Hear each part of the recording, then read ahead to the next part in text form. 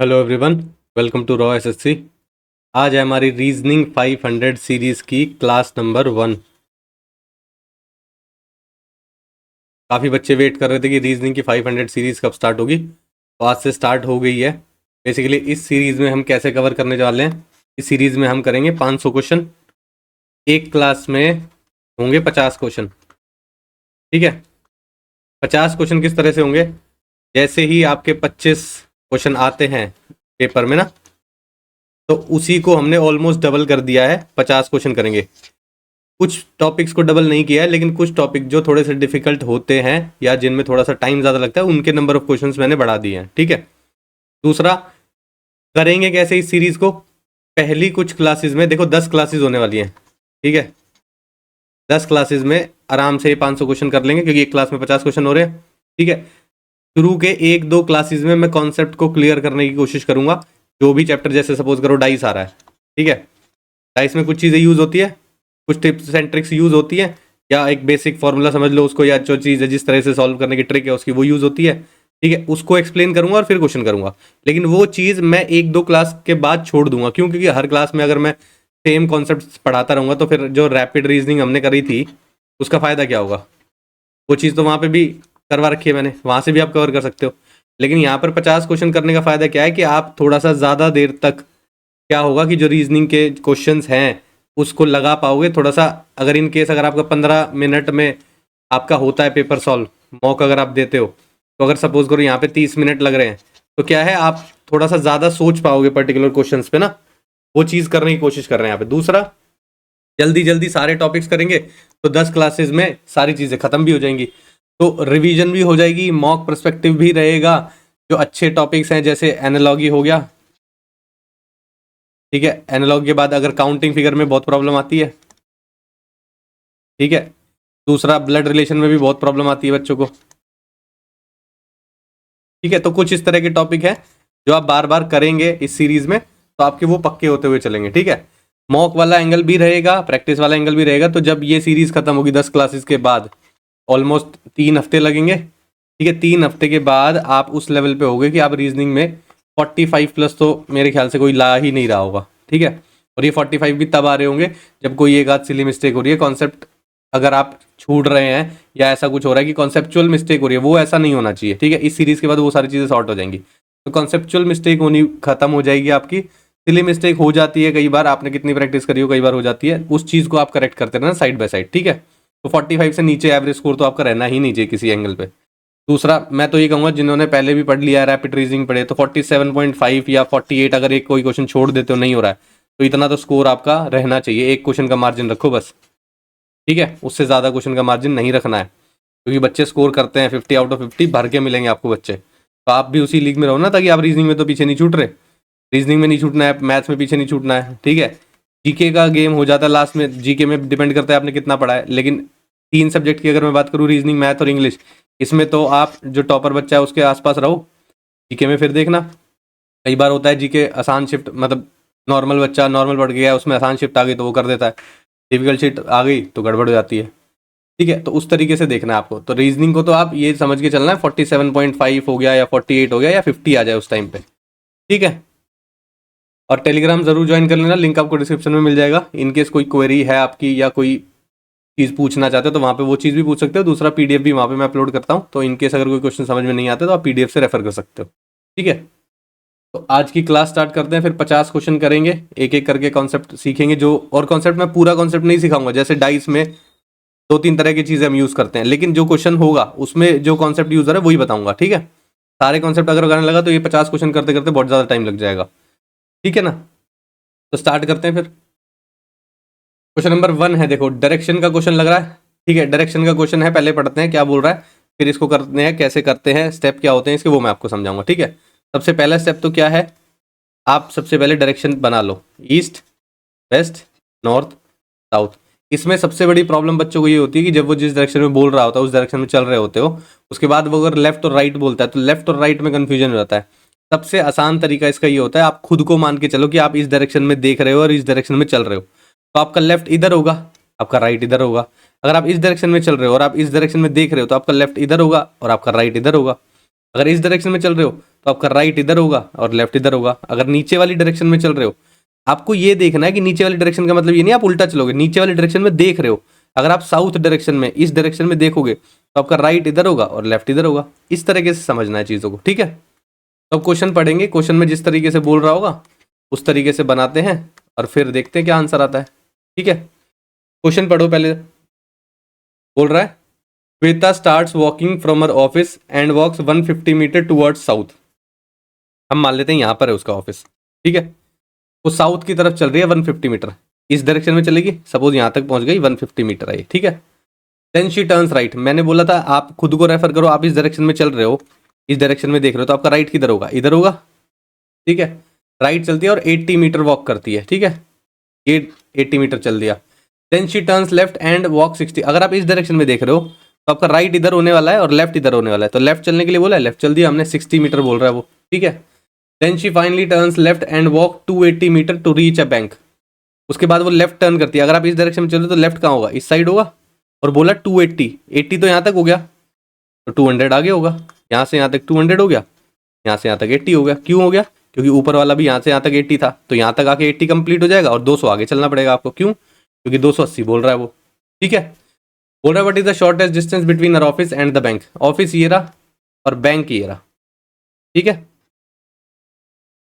Shortest distance कौन सा होगा, ये राइट एंगल ट्रायंगल बन गया, सही है भाई। ये है 150 यहाँ से यहाँ तक, और यहाँ से यहाँ तक है ये 60, तो ये हो गया पूरा। अगर मान लो इसको ओ ए मान लेता हूँ और बी मान लेता हूँ, ओ ए कितना हो गया, इसको अलग बना लेते हैं, देखो ऐसे बना लो अब, ठीक है। ये ओ पॉइंट है ऑफिस, ये ए मान लिया था हमने, बी मान लिया था, ये पूरा ओ ए तक कितना हो जाएगा, 150 ये रहा, 60 ये रहा, 210 हो जाएगा, ठीक है। ये कितना हो जाएगा, 200 दिया हुआ है, ठीक है। आपको ये वाला डिस्टेंस निकालना है, ठीक है। क्या करोगे आप, देखोगे अगर आप 0 से 0 कैंसिल आउट करके करना चाहते हो वैसे कर लो, नहीं तो पूरा स्क्वायर करना चाहते हो पूरा स्क्वायर करके कर लो। 21 का स्क्वायर होगा 441, 20 का स्क्वायर होगा 400, ठीक है। तो कितना हो जाएगा, 841 हो जाएगा। ये 841 मतलब ये किसका स्क्वायर होता है, ये 29 का स्क्वायर होता है। अब 0 आपने हटाई थी तो 0 लगा देना, 290 हो जाएगा। तो ये जो लेंथ आएगी कितनी आएगी, 290, और यही आपका शॉर्टेस्ट डिस्टेंस है।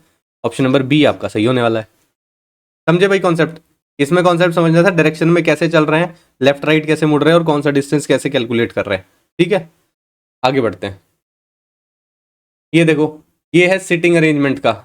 बोल रहा है राघव, मनप्रीत, सुनैना, प्राकृत, वेदिका, आरवा सर्कुलर टेबल में बैठे हुए हैं और सेंटर की तरफ फेस कर रखा है। एक सर्कुलर टेबल बनाओ। कितने लोग हैं, 1 2 3 4 5 6 लोग हैं, है ना। तो 6 बना लेते हैं, 2 ये बन गए, 2 ये बन गए और 2 ये बन गए, भाई 6 होगी ना पोजीशन, 1 2 3 4 5 6, यहीं पे तो बैठे होंगे, सेंटर की तरफ देख रहे हैं, ठीक है। ये ध्यान रखना, क्वेश्चन में बोला जाता है काफी बार कि सेंटर की तरफ देख रहे हैं और सेंटर के दूसरी तरफ देख रहे हैं, ठीक है।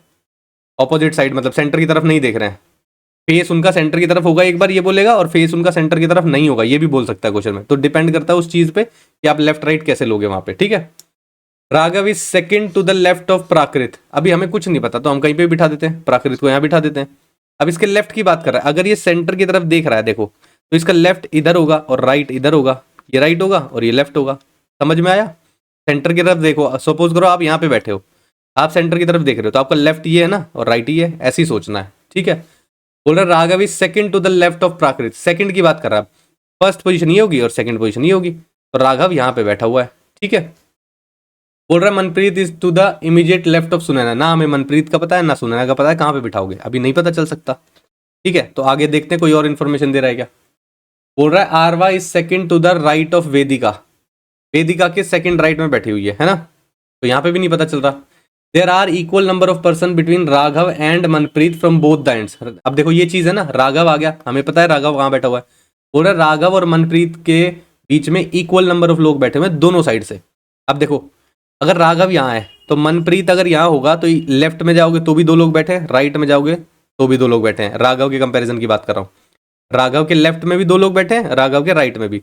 मनप्रीत का देखो, मनप्रीत के राइट में भी 2 लोग बैठे हैं, मनप्रीत के लेफ्ट में भी 2 लोग बैठे हैं। यही चीज बोल रहा है यहाँ पे, there are equal number of person between Raghav and Manpreet from both the ends. दोनों एंड से चेक कर लो।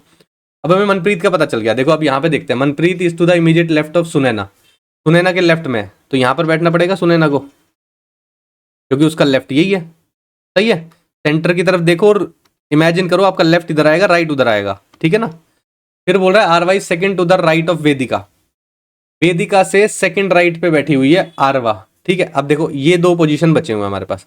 यहां पर अगर मैं आरवा को बिठाता हूं तो इसकी पोजीशन सेकंड राइट में होनी चाहिए वेदिका के, मनप्रीत के सेकंड राइट में बन गई है, तो यहां पर तो नहीं बैठेगी आरवा, आरवा यहां पर बैठेगी। और फिर जो बचा हुआ है कौन, वेदिका, वेदिका यहां बैठेगी। अब वेदिका का सेकंड राइट देखो, राइट ये वाली डायरेक्शन में होगा, फर्स्ट और सेकंड, सेकंड राइट पे बैठी हुई है, ठीक है। अब बोल रहा है who is sitting third to the left of Sunaina. Sunaina ये रही, इसका लेफ्ट इस साइड में होगा, यहाँ थर्ड लेफ्ट पूछा है, 1 2 3, आरवा बैठी हुई है थर्ड लेफ्ट में। ऑप्शन नंबर सी आपका सही होने वाला है। समझ आया, लेफ्ट राइट सामने बीच में कितने लोग हैं, दोनों एंड से कैसे बोलने की कोशिश कर रहा है वो, कि दोनों एंड पे सेम लोग रखे हुए हैं, कि दो उधर है तो दो उधर है, ठीक है। तो बेसिकली इसमें जो होता है आपको ये समझना है कि लेफ्ट राइट कैसे चलेगा, दूसरा ये समझना है कि वो सेंटर की तरफ फेस कर रहे हैं या सेंटर के ऑपोजिट फेस कर रहे हैं, तीसरा आपको ये समझना है वो पोजीशन फर्स्ट लेफ्ट बोल रहा है, सेकंड लेफ्ट बोल रहा है और थर्ड लेफ्ट बोल रहा है, या फर्स्ट राइट बोल रहा है, सेकंड राइट बोल रहा है या थर्ड राइट बोल रहा है। इन चीज़ों का ध्यान रखोगे, ये आपकी फिगर बन जाएगी, उसके बाद आंसर निकालना कोई बड़ी बात नहीं है, ठीक है। नेक्स्ट देखते हैं, ये देखो डाइस का क्वेश्चन है, बोल रहा है face opposite to the one having N, N के ऑपोजिट कौन सा फेस होगा ये आपको बताना है, ठीक है। अब हमारा सबसे पहला स्टेप होता है कि कोई एक फेस, कॉमन फेस ढूंढ लो। मुझे क्या दिखाई दे रहा है, के दिखाई दे रहा है और यहाँ पर भी के दिखाई दे रहा है, और दोनों फेस कॉमन नहीं होने चाहिए, ठीक है, दोनों अलग अलग होने चाहिए। यहाँ पर UW है, यहाँ पे AN है, एक ही मैच हुआ है, कंडीशन में बता रहा हूँ, एक फेस मैच होना चाहिए दोनों डाइस में बस, ठीक है। उसके बाद क्या करना है आपको, क्लॉकवाइज डायरेक्शन में लिख लो उनको। के है, के बाद क्लॉकवाइज डायरेक्शन में एन आ रहा है और फिर ए आ रहा है, ठीक है। ऐसे यहां पर भी क्लॉकवाइज डायरेक्शन में लिख लो, के आ रहा है, फिर यू आ रहा है और फिर डब्ल्यू आ रहा है। आपसे पूछा है एन के ऑपोजिट क्या होगा, एन के ऑपोजिट ये होगा जो हमने लिखा है, यू होगा, यानी कि ऑप्शन नंबर सी आपका सही होगा, ठीक है। समझ में आया। ये पहला केस है कि जिसमें दो डाइस में हमें एक फेस कॉमन मिल रहा है, ठीक है, लिख भी सकते हो वन फेस कॉमन, ठीक है। और भी चीजें यूज होती है, वो आने वाली जो क्वेश्चन होंगे मैं उसमें क्लियर करूंगा, ठीक है। लेकिन इस क्वेश्चन में हमने ये देखना था कि एक फेस कॉमन है, तो आप कैसे ये सब चीजें कैसे ड्रॉ करते हो, ठीक है। नेक्स्ट देखते हैं, ये देखो काउंटिंग फिगर है, इसको मैं आपको बिल्कुल लास्ट में समझाऊंगा, क्योंकि इसमें कोई ट्रिक्स नहीं लगती हैं, बेसिक कॉमन सेंस है कि आप कैसे देख रहे हो फिगर को, कैसे आइडेंटिफाई कर रहे हो, ट्रायंगल बन रहा है, स्क्वायर बन रहा है, रेक्टेंगल बन रहा है, क्या बन रहा है, ठीक है, और क्या काउंट करने को बोला गया है, ठीक है। इसको बिल्कुल लास्ट में करें, क्योंकि इसमें बहुत कंफ्यूजन रहता है बच्चों को, कोई फिगर मिस हो जाता है, कोई ट्रायंगल मिस हो गया, फिर आंसर तो मैच हो ही जाता है, इसमें प्रोबेबिलिटी हाई रहती है कि आपका आंसर मैच हो जाएगा, है ना। इसी तरीके से आंसर डिजाइन होते हैं इसमें। तो ये चीज़ें, ये वाला जो क्वेश्चन है ये बाद में डिस्कस करूंगा लास्ट में, बिल्कुल ठीक है। ये देखो कोड लैंग्वेज में लिखा हुआ है, इसको चाइनीज कोडिंग भी बोलते हैं। लेट इट गो को लिखा हुआ है BCNTAP, दिस इज इट को लिखा हुआ है ये, बोल रहा है what is the code for it. अब देखो एक बारी मैं लिख के बताता हूँ, उसके बाद सिर्फ क्वेश्चन क्वेश्चन में से ही कर लेंगे, ठीक है। लेट इट गो को लिख रहा है ये BCNTAP, ठीक है। फिर लिख रहा है दिस इज इट, तो लिख रहा है MQ BC और IH, ठीक है। अब देखो इसमें क्या चीज पूछी है आपसे, इट का कोड पूछा है, हमें पता है इट यहां पर भी कॉमन है और इट यहां पर भी कॉमन है, ठीक है, कॉमन है भाई, ठीक है। इट कॉमन है तो यानी कि ये जो कोड लिखे हुए हैं इसमें भी एक वर्ड कॉमन होना चाहिए, ठीक है, क्योंकि यहाँ पे दोनों वर्ड अलग है, यहाँ पर भी दोनों वर्ड अलग है, तो यानी कि उनका कोड अलग ही होगा, लेकिन एक चीज कॉमन जरूर मिलेगी आपको। अब कॉमन क्या मिल रही है, हमें VC दिखाई दे रहा है, यहाँ पर भी VC दिखाई दे रहा है, मिल गया कॉमन। तो जो कॉमन है वही इट का कोड है, यानी कि ऑप्शन नंबर B आपका सही है। इस तरीके से चाइनीज कोडिंग को सॉल्व करते हैं कि जो जो चीजें कॉमन है पहले वो देखो, या जो जिसका कोड दिखाई दे रहा है वो देखो। अगर आपसे किसी और का कोड पूछता, जैसे मान लो अगर आपसे पूछ लेता गो का कोड क्या है, तो आप VC को एलिमिनेट कर लेते और फिर आप कहते, क्योंकि और चीज पता नहीं चल रही, NT और AP में से हो जाए, इधर NT और AP आपका आंसर होता उस टाइम पे, ठीक है, अगर गो का कोड पूछता। और लेट का पूछता तो भी यही होता, इधर NT और AP, ठीक है। तो इस तरीके से देखना, चाइनीज कोडिंग के आगे क्वेश्चन आते रहेंगे तो और क्लियरली आपको समझ में आ जाएंगी चीजें, ठीक है ना। तो नेक्स्ट क्वेश्चन देखते हैं अब, ये देखो ब्लड रिलेशन है, ठीक है। एक फैमिली ट्री बना के दिखाऊंगा मैं आपको अच्छे से, ठीक है। मतलब यहाँ पे तो चारों ऑप्शन दिए हुए हैं, चारों ऑप्शन एक बार ड्रॉ करके दिखा दूंगा, क्योंकि इसी में से आपको पता लगाना है कि जो चीज़ पूछी हुई होगी वो कौन से ऑप्शन में लाई कर रही है, ठीक है ना। लेकिन कैसे ड्रॉ करते हैं वो आपको अच्छे से समझना है, उसमें कंफ्यूजन होता है आप लोगों को बहुत। फैमिली ट्री बनाना एक बार अच्छे से सीख लेना है, ठीक है। देखो अब बोल रहा है which of the following means that Z is the wife's father's mother of L, ठीक है, इस तरह का कुछ है। एल की मदर, फिर उसके फादर और उनकी वाइफ जेड है, ये आपको बताना है, ठीक है। अब एक एक ड्रॉ करते हैं फिर देखते हैं, पहले तो ड्रॉ करना सीखो आप, फिर देखेंगे कि क्वेश्चन पूछ क्या रहा है। Z and B, Z and B का कोड यहाँ पे लिखा हुआ है, देखो। Z is the brother of B, Z जो है वो ब्रदर है इसका बी का। अब सेम जनरेशन है तो हम ऐसे चलते हैं, ब्रदर लगा रखा है तो एक एक हम लाइन से डिनोट करते हैं उसको। दूसरा, ब्रदर है तो मेल होगा, मेल को हम स्क्वायर से रिप्रेजेंट करते हैं, फीमेल होगी तो हम उसको सर्कल से रिप्रेजेंट करेंगे, समझे। अब देखो आगे क्या बोल रहा है, बी एक्सक्लेमेशन टी, ये है B is the wife of T, B जो है वाइफ है यानी कि फीमेल होगी इसकी, टी की। अब मैरिड कपल है तो हम दो लाइन से डिनोट करते हैं, टी की। अब ये फीमेल है तो ऑब्वियसली बात है ये मेल होगा, क्लियर है। टी इंटू जे, टी इंटू जे का मतलब क्या है, T is the father of J, T जो है फादर है तो यानी कि नीचे की साइड आएगा, उसके सन की बात कर रहे हैं या डॉटर की बात कर रहे हैं। तो जब जनरेशन चेंज होती है या तो नीचे की साइड ड्रॉ करोगे आप या ऊपर की साइड। अगर उसके फादर की बात करता है तो ऊपर की साइड ड्रॉ कर दोगे, अगर सन डॉटर इस तरह की बात करता है तो नीचे की साइड ड्रॉ कर दोगे, ठीक है। J question mark L, J is the mother of L, J जो है वो मदर है तो फीमेल हो गई इसकी, एल की तो नीचे आएगा एल, क्लियर है। अब देखो क्या पूछ रहा है आपसे, जेड इज द वाइफ, हमें पता करना है जेड इज द वाइफ, ठीक है। जेड तो मेल है तो कैसे हो सकता है, नहीं हो सकता, ठीक है। तो ऑप्शन नंबर ए तो आपका गलत हो गया, क्लियर है भाई, समझ में आ रहा है। हाँ यहाँ पर मेल हो गया था जेड, इसलिए हमने जेड इज द वाइफ से ही देख के कैंसिल आउट कर दिया उसको, ठीक है। इसको ड्रॉ करो, Z exclamation B, Z is the wife of B, Z जो है वो वाइफ है किसकी, बी की। अब तो पता चल गया कैसे बना, फीमेल है, मैरिड कपल है और ये मेल होगा। B into T, B is the father of T, B जो है फादर है किसका, टी का, तो बन गया नीचे। T question mark J, T is the mother of J, T जो है मदर है किसकी, जे की, ठीक है। जे एंड एल, ये रहा, J is the brother of L, J जो है वो ब्रदर है किसका, एल का, ठीक है। अब देखो यहां पर जेड फीमेल दिख रही है तो यहां तो पता चल रहा था। एल की मदर, एल की मदर ये रही, उसके फादर, उसके फादर बी हो गए, फादर की वाइफ, फादर की वाइफ ये हो गई, उसको जेड बोल रहा है तो यानी कि जेड पे पहुंच गए थे हम। दोबारा समझो, एल है, एल की मदर टी हो गई भाई, भाई ये दोनों ब्रदर सिस्टर हैं, हो सकते हैं ये ब्रदर ब्रदर भी हो सकते हैं क्योंकि इसका हमें जेंडर पता नहीं है, ठीक है। तो ब्रदर सिस्टर भी हो सकते हैं, ब्रदर ब्रदर भी हो सकते हैं, लेकिन टी तो उनकी मदर रहेगी हमेशा क्योंकि ऊपर की साइड जा रहे हैं, हमने फीमेल बनाया तो मदर है। एल की मदर होगी तो यहाँ पे देखो एल की मदर की बात कर रहा था, फिर उसके फादर की बात कर रहा है तो टी के फादर कौन है, बी है, बिल्कुल सही है क्योंकि मेल है तो फादर है और एक जनरेशन ऊपर है। फादर की वाइफ की बात कर रहा है, इनकी वाइफ कौन है, जेड, तो यहाँ पर वाइफ से जेड पे तो पहुंचे हम, क्लियर है। तो ऑप्शन नंबर बी आपका सही होने वाला है, समझ आया, ठीक है भाई।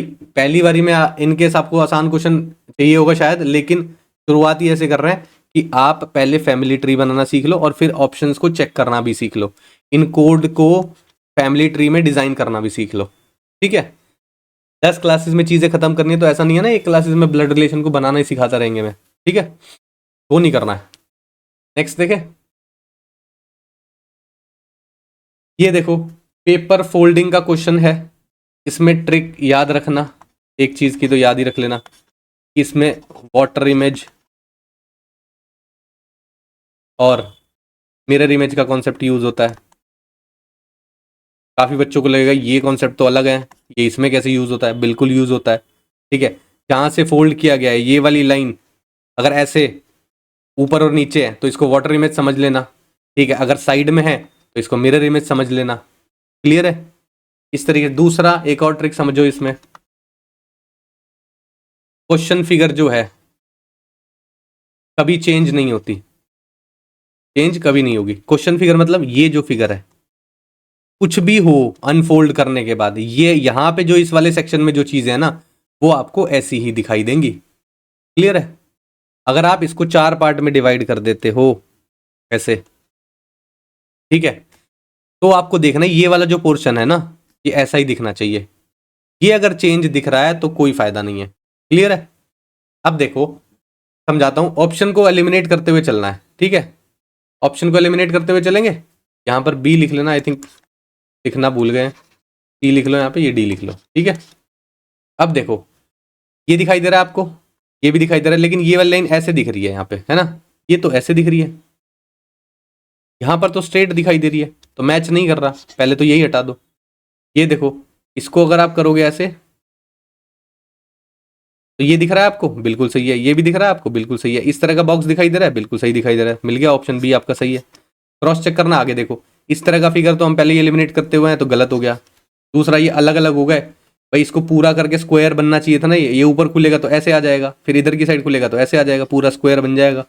यहाँ पर अलग अलग कैसे हैं? ये नहीं हो सकता, ये भी गलत है। समझ आया? ये चीज़ें याद रखनी है। अब इसको मैं एक बार समझाता हूँ, वाटर इमेज और मिरर इमेज जैसे ही आएगा वो कॉन्सेप्ट भी समझ जाओगे, और फिर आपको समझ में आएगा कि कैसे मैं आपको बता रहा हूँ कि रेफरेंस लाइन लेनी है, उसके पास चीज़ें देखो, उसके दूर चीज़ें देखो, तो आपको ये वाली चीज़ रिकॉल हो जाएगी। ठीक है, आगे क्वेश्चन है वाटर इमेज मिरर इमेज के, उसमें देख लेना ये चीज़। ठीक है, आगे बढ़ते हैं। ये देखो पेपर फोल्डिंग का क्वेश्चन ये अभी ट्रिक, एक चीज़ सिंपल ट्रिक क्या बताई, क्वेश्चन फिगर जो है उसको चेंज मत करना कभी। ठीक है, ये है क्वेश्चन फिगर आपकी, ये 3 डॉट बीच में आपको ऐसे ही दिखाई दी। यहाँ क्या आ रहा है हमें कोई मतलब नहीं है, अभी यहाँ क्या आ रहा है हमें कोई मतलब नहीं है, लेकिन ये बीच में जो होगा ना वो ऐसे ही दिखाई देगा। तो ये इधर कैसे चला गया, ये ऐसे क्यों चला गया? था तो ये ऐसे ऐसे होना चाहिए था, है ना? ऐसे क्यों चला गया ये? तो यानी कि गलत है। ये देखो इस तरह लिखा हुआ है, बिल्कुल सही है। ये सीधा कैसे हो गया भाई? ये जब इस डायरेक्शन में है, ये सीधा कैसे हो जाएगा? गलत है। अब ये भी इस डायरेक्शन में दिया हुआ है, ठीक है। ये दो तो एलिमिनेट हो गए, 2 बच गए। दूसरा, कभी भी पेपर फोल्डिंग होगी या अनफोल्डिंग होगी तो ये जो क्वेश्चन इमेज है ना, इस जैसी इमेज तो कभी नहीं बनने वाली। यहाँ पे डायरेक्शन वाइज की बात कर रहा हूं मैं, ठीक है। अगर ये इस डायरेक्शन में देख रहा है या इस डायरेक्शन में है, ये अगर लाइन आप ड्रॉ कर दो तो इस वाले पोर्शन में इसी डायरेक्शन में नहीं रहेगी, ये इस डायरेक्शन में हो जाएगी, क्योंकि मिरर इमेज वाटर इमेज के कॉन्सेप्ट लगते हैं। ठीक है, जो दूर रहती है चीजें वो दूर रहती है। देखो समझाता हूँ यहीं पे, इसको रेफरेंस लाइन मान लो, मिरर की तरह मान लो। ये डॉट मिरर के पास है तो यहाँ पर भी दूसरा डॉट मिरर के पास बनेगा। ठीक है, ये डॉट मिरर से थोड़ा सा दूर है तो यहाँ पर भी मिरर से थोड़ा सा दूर बनेगा। ये ज़्यादा दूर है तो ये यहाँ बनेगा। इस तरीके का बनना चाहिए। ठीक है, क्या यहाँ पे बन रहा था? नहीं बन रहा, तो काटो इसको भी। बचेगा कौन सा? ये वाला, इसको डी लिख लेना, तो बी लिख लेना। ठीक है, समझ आया? ये वाली चीज़ मैच हो गई। अब धीरे धीरे जब आप प्रैक्टिस करोगे तो आपको देखते ही पता चलने लग जाएगा कि यहाँ तो क्वेश्चन फिगर नहीं है, काटो इसको, काटो ये अलाइंड नहीं है, इसको काटो, बचा यही। 5-10 सेकंड का गेम रहता है, उसके ज़्यादा गेम नहीं है इससे ज़्यादा। ठीक है, नेक्स्ट देखो, ये देखो मिरर इमेज आ गई। अब देखना एक चीज़ याद रखना, अल्फाबेट को शफल भी कर देता, कभी कभी अल्फाबेट को शफल भी कर देता है मिरर इमेज। जब आप देखोगे भाई अल्फाबेट को शफल कैसे कर देगा? जो अल्फाबेट जिस पोजीशन पे है उसी पोजीशन पे तो रहेगा। मिरर इमेज में क्या अल्फाबेट इधर से उधर हो जाएंगे? नहीं होते, लेकिन कभी कभी ऑप्शन में दिखेंगे आपको ऐसे, तो उसको तो देखते ही एलिमिनेट कर देना। एक चीज अब ध्यान रखना, देखो मिरर ये है, मिरर के पास यू है सबसे पहले, तो सबसे पास यू आना चाहिए। अब ये इस यहाँ पे मिरर होगा ना, तो यहाँ पे जो चीज बनेगी उसमें तो यहीं पे मिरर है ना ये, ठीक है। तो यू सबसे पास है। डब्ल्यू देखो, ये ओपन वाले एंड जो है ये ऊपर की साइड है, तो जब मिरर इमेज बनेगी तो भी ऊपर की साइड ही रहेंगे। ठीक है, तो यहाँ पर ऊपर है, यहाँ पर भी ऊपर है। ये उल्टा कैसे हो गया? गलत है। ये उल्टा कैसे हो गया? गलत है। ठीक है, आपको कंफ्यूज उसी तरीके से किया जाता है, मिरर इमेज और वाटर इमेज की कॉम्बिनेशन दे दे के कंफ्यूज करता है। मिरर इमेज है तो आपसे वाटर इमेज का ऑप्शन डाल देगा और फिर चेक करवाएगा। ये वाटर इमेज का एग्जाम्पल हो जाएगा, है ना। ये अगर यहाँ होता तो ये एम बन जाता है ऐसे, सही है ना? क्यों? क्योंकि ये वाली रेफरेंस लाइन लगती और ये 2 पॉइंट मिरर के पास है, तो ये 2 पॉइंट भी मिरर के पास रहेंगे। समझे? ये चीज मैंने अच्छे से समझाई हुई है रैपिड रीजनिंग 1.0 जब कर रहे थे। ठीक है, अभी समझो 2 तो एलिमिनेट हो गए आपके।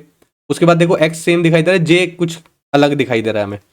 जे की स्ट्रेट लाइन मिरर के पास है और ये जो कर्व वाला पार्ट है ये मिरर से दूर जा रहा है। तो ये रहा मिरर, ये स्ट्रेट लाइन तो मिरर के पास होगी, कर्व वाला पार्ट दूर जाएगा, तो ये बिल्कुल सही है। ऑप्शन नंबर ए आपका सही है, ये गलत है। समझे? या आप ऐसे भी कह सकते हो ये कर्व्ड वाला पार्ट मिरर की तरफ नहीं देख रहा है, ये कर्व्ड वाला पार्ट मिरर की तरफ नहीं देखेगा। देखो इसलिए सही है। ये वाला कर्व्ड वाला पार्ट मिरर की तरफ देख रहा है, तो यानी कि ये गलत हो गया। समझे? आगे बढ़े अब। ये देखो एनालॉगी का क्वेश्चन है ये एक तरह का, लेकिन थोड़ा सा कॉमन सेंस यूज होती है इसमें। कैसे, जैसे वेट लिखा हुआ है और पाउंड लिखा हुआ है, आपको पता है वेट को मेजर करने के लिए पाउंड एक यूनिट को हम यूज करते हैं, ठीक है ना, केजी में भी यूज करते हैं, मिलीग्राम में भी यूज करते हैं, ठीक है। अगर ये सब चीजें भी लिखी हो तो उससे लिंक्ड ये होती है कि वेट को मेजर करने की यूनिट लिखी हुई है। ऐसे ही हाइट को किस तरह से मेजर करते हैं, मीटर में करते हैं, सेंटीमीटर में करते हैं, इंच में भी करते हैं, है ना। तो देखना है आपको कहाँ दिया हुआ है, भाई मीटर दिया हुआ है, ये आपका सही आंसर होना है। तो लिंक सेम है ना, इसको मेजर करने के लिए पाउंड यूनिट का यूज किया गया है, हाइट को मेजर करने के लिए मीटर का यूज किया जाता है, ठीक है। इस तरीके का क्वेश्चन बनता है। ये क्वेश्चन प्रॉपरली बेस्ड होते हैं कॉमन सेंस के ऊपर, ठीक है। जैसे कि आपको ये दे देगा स्किन का ऑपरेशन कौन, स्किन का ऑपरेशन कह रहा हूँ, स्किन का ट्रीटमेंट कौन करता है, ठीक है। ऐसे ही आपसे पूछ लेगा कि जो किडनी का ऑपरेशन करता है उस डॉक्टर को क्या बोलते हैं, ठीक है। जो ब्रेन का करता है उसको क्या बोलते हैं, ठीक है। इस तरीके की चीजें पूछ लेगा। तो वो कॉमन सेंस के ऊपर है, जितनी रीडिंग आपने की होगी, जितना समझा होगा चीज़ों को, जितना वोकैबुलरी थोड़ी सी स्ट्रांग होगी तो आप कर लोगे आराम से। इसमें कोई वैसा रीजनिंग नहीं लगती, ये जनरल नॉलेज बेस्ड क्वेश्चन होता है, ठीक है ना। आगे बढ़ते हैं। देखो ये जो क्वेश्चन है ना, ये क्वेश्चन है मैथमेटिकल ऑपरेशन का, ठीक है।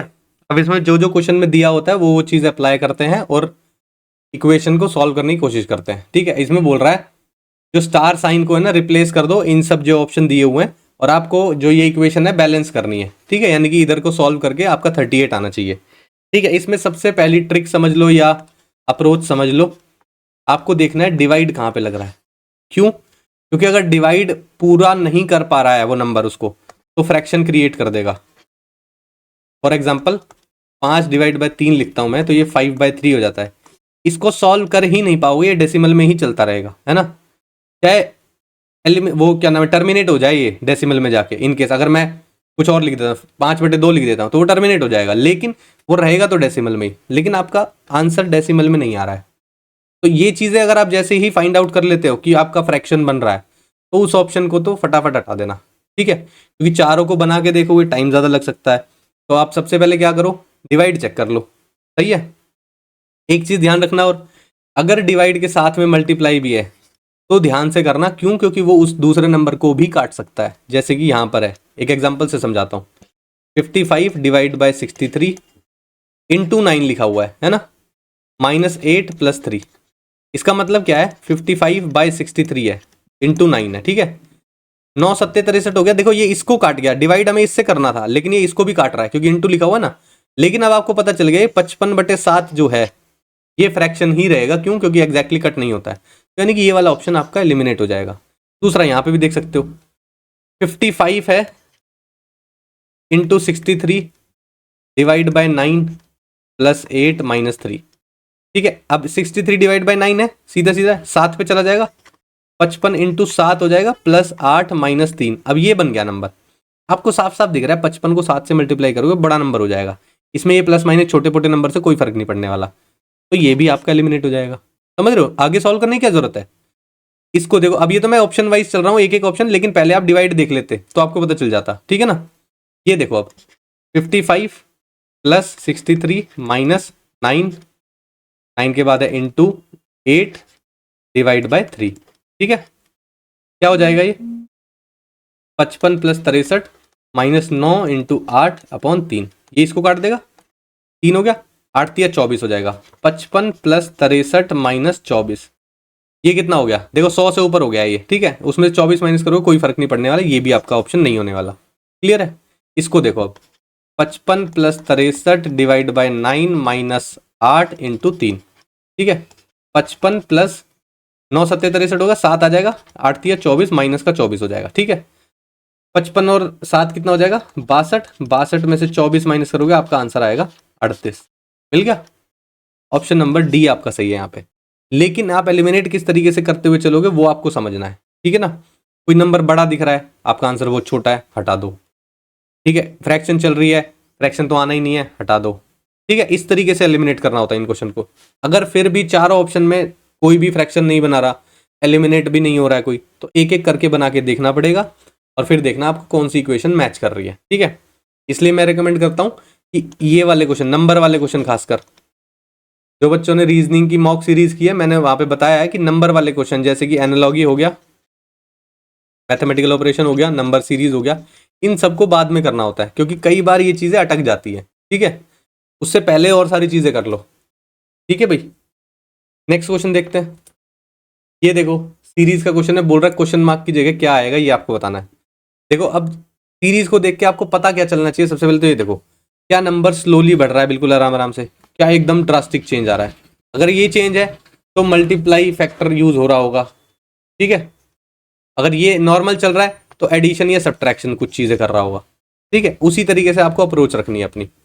दूसरा, नंबर को देख के ये आइडेंटिफाई होना चाहिए किसी का स्क्वायर या क्यूब तो नहीं चल रहा है, ये चीजें आपको याद करनी पड़ेगी, ठीक है।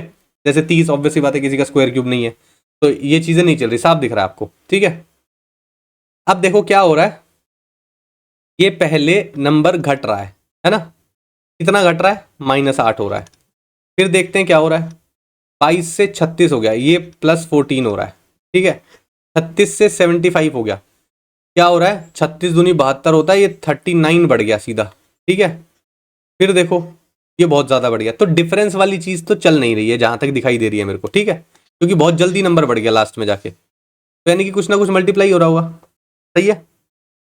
देखो अब देखो जब पहले डिक्रीज होता है तो क्या हो रहा है, वो मल्टीप्लाई तो हो रहा है लेकिन किससे हो रहा है, 1 से छोटे नंबर से मल्टीप्लाई हो रहा है, वो याद रखना, ठीक है। अगर नंबर डिक्रीज हो रहा है तो, ठीक है।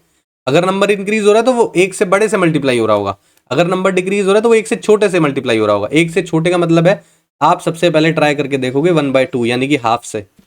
अब मैं 30 का हाफ करता हूँ, सीरीज देखना कैसे चल रही है, 30 का हाफ करता हूँ वो होता है 15, 15 में मैं 7 ऐड कर देता हूँ तो वो हो जाता है 22, क्लियर है, 22 बन गया। लेकिन पहले मैंने मल्टीप्लाई किया था हाफ से, अब मैं उसको बढ़ा देता हूँ, क्यों, क्योंकि वो डिक्रीज नहीं हो रही है, फिर वो इंक्रीज हो रही है, तो इसको आधा और बढ़ा देते हैं, यानी कि 22 को मैं अगर मल्टीप्लाई करूंगा 1 से, ठीक है, कितना आएगा 22, ठीक है। उसके बाद मैं प्लस कर रहा हूँ किसको 14 को, यानी कि इसका डबल कर दिया। देखो अब इसका तो डबल किया ही किया, इसका भी डबल कर दिया, यहां पहुंच गए 36 पे, ये हो गया 36। 36 को देखो किससे मल्टीप्लाई करोगे, 1.5 से करोगे, ये 0.5 था, फिर 1 लिया, फिर 1.5 आना चाहिए, ठीक है। 36 को मल्टीप्लाई करोगे 1.5 से, ठीक है। फिर उसमें ऐड क्या करोगे देखते हैं अभी, ठीक है। आपका आंसर क्या आना चाहिए, 75, ठीक है। 36 हो गया, 36 में आप 18 और ऐड कर दो, कितना हो गया, 10 और करोगे 46, 46 और 8 54 हो गया, ठीक है। 54 में आप क्या ऐड करोगे, 21 ऐड करोगे तो वो आपका कितना आएगा, 75। अभी 21 कहाँ से आया, देखो 7 था, फिर 7 और ऐड कर दिया, फिर 7 और ऐड कर दिया, ऐसे चल रहा है पैटर्न। इसके बाद इसका ये कितना टाइम्स हो रहा होगा, ट्वाइस हो रहा होगा, और फिर इसका जब करोगे ये 2.5 टाइम्स होगा, है ना। 21 के बाद क्या ऐड हो रहा होगा 28, और फिर लास्ट में क्या ऐड हो रहा होगा 35, तो इसका 2.5 टाइम्स करोगे और 35 ऐड कर दोगे, ये आपको करना है, ठीक है। इसका 2.5 टाइम्स करो, 25 अट्ठे 200, 20 जाएगा, 25 सत्ते 175, 175 और 20 195 हो गया, 5 19 कैरी गया, 25 से कम 25, 25 और 19 कितना हो जाता है 44, और एक डेसिमल के बाद ये लगाना, यानी कि 445 हो गया। प्लस आपको करना है 35, 40 50 60 70 और 80, 480 आपका आंसर आने वाला है। ऑप्शन नंबर बी आपका सही हो जाएगा, समझे। पहली सीरीज आपको ऐसा लग सकता है कि काफ़ी डिफिकल्ट है, लेकिन क्या है, जल्दी से जल्दी करना है तो आपको जितने भी कॉन्सेप्ट्स हैं वो सारे जल्दी से जल्दी सीखने पड़ेंगे। अब यहाँ पर एक स्टार मार्क कर लो, डिक्रीज हो रही है अगर पहले सीरीज तो ये वाला पैटर्न है और कोई पैटर्न नहीं है। अगर किसी को रट्टा लगाना है तो रट्टा लगा सकता है, नहीं तो मल्टीप्लाइंग फैक्टर जिसको समझ में आते हैं कि डिक्रीज हो रहा है फिर इंक्रीज हो रहा है, तो ऑब्वियसली बात है 1 से कम से मल्टीप्लाई कर रहा है फिर 1 से ज़्यादा से मल्टीप्लाई कर रहा है, ठीक है। इस तरीके से समझ सकते हो। आगे बढ़े, ये देखो पहले ये भी घट रही है और फिर बढ़ रही है, तो क्या करोगे, हाफ से मल्टीप्लाई किया 30 को, ठीक है, 15 हो गया, प्लस 5 कर दिया, फिर 20 को 1 से मल्टीप्लाई करोगे 20 हो जाएगा, प्लस क्या होना चाहिए, नहीं समझ में आ रहा अभी, क्योंकि यहाँ पे क्या कुछ भी हो सकता है अभी तो, लेकिन इसको देख लेते हैं। 60 को किससे मल्टीप्लाई कर रहा है, इंटू 2 से कर रहा है, और फिर प्लस 20 कर रहा है, तो पहले 5 कर रहा होगा, यहाँ से यहाँ 5 होगा, यहाँ 10, यहाँ 15 और यहाँ 20 चल रहा है, ये ऐड कर रहा है ऐसे ऐसे, तो 20 के आपने 1 से मल्टीप्लाई किया और 10 ऐड कर दोगे तो क्या आएगा 30, सही है। तो 30 आपका आंसर होगा, ऑप्शन नंबर ए आपका सही हो जाएगा। अगले वाला चीज़ मैच करनी है तो देखो 30 को आप क्या करोगे 1.5 से मल्टीप्लाई करोगे और 15 ऐड कर दोगे, ये कितना हो जाता है 45 प्लस 15 यानी कि 60, मैच कर रहा है, बिल्कुल सही है। देखो आ रहा है ना नंबर 60, समझे। ये भी पिछली वाली सीरीज जैसे ही है, इंक्रीज कर रहे हैं, यहाँ पे 5 ऐड हो रहा है, 5 5 5 ऐड करता हुआ चल रहा है, और आगे वही मल्टीप्लाइंग फैक्टर यूज कर रहा है 0.5 से, ठीक है। नेक्स्ट देखो, ये देखो एनालॉगी का क्वेश्चन है, ठीक है। आपको देखना पड़ता है नंबर आपस में किस तरीके से रिलेटेड हैं, ये आपको समझना पड़ता है, ठीक है। अब देखो ये मेरे को क्या दिखाई दे रहा है, 9 का स्क्वायर दिखाई दे रहा है।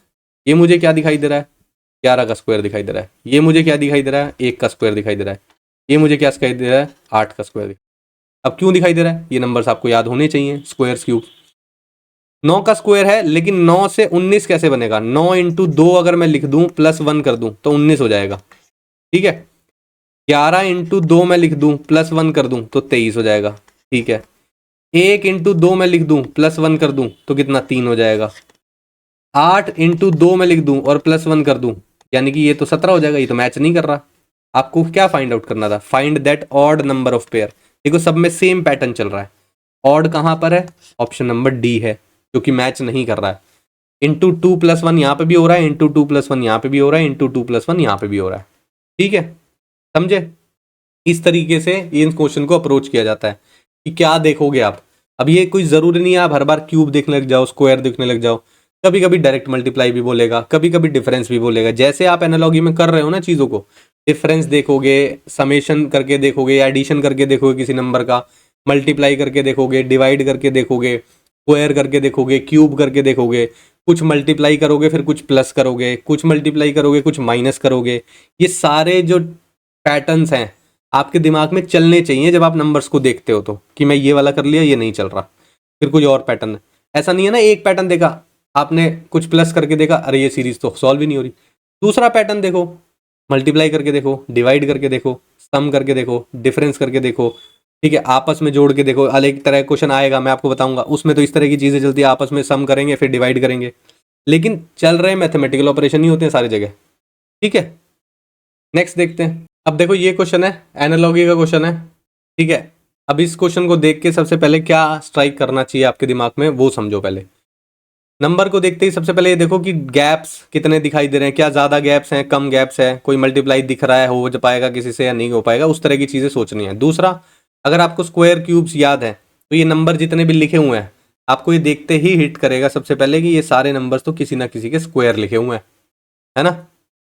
सही बोल रहा हूँ भाई। देखो जैसे 961 है, 31 का स्क्वायर है, ठीक है। ये है, ये 28 का स्क्वायर है। ये देखो ये किसका स्क्वायर होगा, 40 हो जाएगा, ये 43 का स्क्वायर दिख रहा है, ठीक है। ये किसका, ये 42 का स्क्वायर दिख रहा है। ये किसका दिख रहा है, ये 35 का स्क्वायर दिख रहा है। ये आपको 34 का स्क्वायर दिखाई दे रहा होगा। ये किसका दिख रहा है, 40 का स्क्वायर दिख रहा है। ये मुझे 39 का स्क्वायर दिख रहा है। अब है तो सबके स्क्वायर सी, लेकिन क्या है, ऑड वन आउट तो आपको ढूंढना है यहाँ पे। लेकिन एक पैटर्न और नजर आ रहा है मेरे को, एक 42 है, एक 43 है, यानी कि एक का गैप है। यहाँ पर भी एक का गैप है, यहाँ पर भी एक का गैप है, लेकिन यहाँ पर क्या है, यहाँ पर तो 3 का गैप दिखाई दे रहा है मेरे को। ये वो पैटर्न फॉलो नहीं कर रहा है जो और सारे फॉलो कर रहे हैं, समझे। तो सारी चीज़ें सेम दिखाई देगी, लेकिन कहीं ना कहीं अलग होंगी। एक चीज़ अलग होगी, वही ऑड वन आउट आपका बन जाएगा, ठीक है। देखो अब इसी चीज़ में स्क्वायर्स याद रखने के लिए मैं इस क्वेश्चन में लिख देता हूँ कि आपको स्क्वायर्स याद होने चाहिए अप टू 50, ठीक है, वो ज़रूरी है। इस तरह का क्वेश्चन जैसे ही दिखेगा ना आपको, देखो 20 तक को स्क्वायर आपको सबको याद ही होंगे, ठीक है। उससे ऊपर 25 का याद होगा, जैसे 30 का याद होता है बच्चों को, लेकिन उसके बीच के याद नहीं होते हैं। 35 का शायद याद होगा, उसके बीच के याद होने क्यों जरूरी है, ये नंबर्स देखते ही आपको समझ में आया कि चल तो कुछ ना कुछ स्क्वायर्स ही रहा है, ठीक है। तो फटाफट स्ट्राइक करता है दिमाग में, और वही चीज़ इंपॉर्टेंट होती है टाइम बचाने के लिए, ठीक है। नेक्स्ट देखो, ये देखो ब्लड रिलेशन है, लेकिन इसमें कोड नहीं दिया हुआ, इसमें एक स्ट्रेट लाइन है जो बोल रहा है कि ऐसे ऐसे ऐसे है, और फिर लास्ट में आपसे एक क्वेश्चन पूछा हुआ है। इसमें भी फैमिली ट्री बनाना पड़ेगा, तो बनाते हैं। बोल रहा है F is C son, F जो है वो सी का बेटा है, एफ जो है वो सी का बेटा है, तो सी ऊपर बनेगा। C is the only daughter of B, C जो है इकलौती बेटी है किसकी, बी की, ठीक है। D is A's only son in law, ना डी के बारे में आपको पता है ना ए के बारे में आपको पता है, तो अभी बनाने की जरूरत नहीं है। B is C is father, B जो है वो सी का फादर है, तो यानी कि मेल है, ऑब्वियसली बात है, मेल बना दिया, ठीक है। A is B is wife, B की वाइफ कौन है, ए मिल गया आपको। अब यहां पर अब देखो, D is A's only son in law, ठीक है, सन इन लॉ यानी कि दामाद की बात कर रहा है, ए का इकलौता दामाद, तो ये उनकी इकलौती बेटी है, इसके हस्बैंड की बात कर रहे होंगे, वो डी है, बन गया।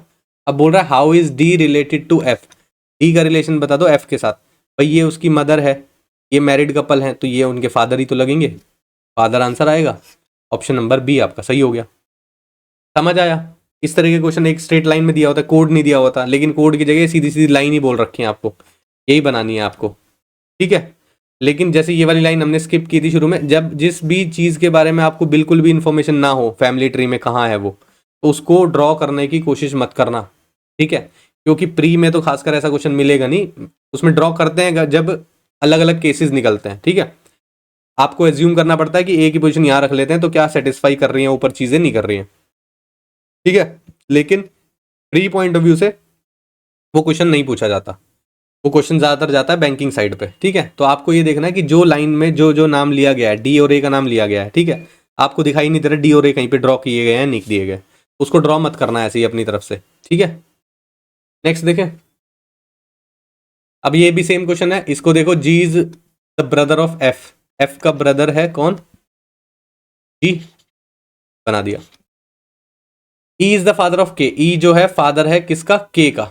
ना ई के बारे में पता है ना हमें के बारे में पता है, ठीक है। तो ये लाइन रह गई। सी इज द डॉटर ऑफ ए, ये भी नहीं पता सी और ए के।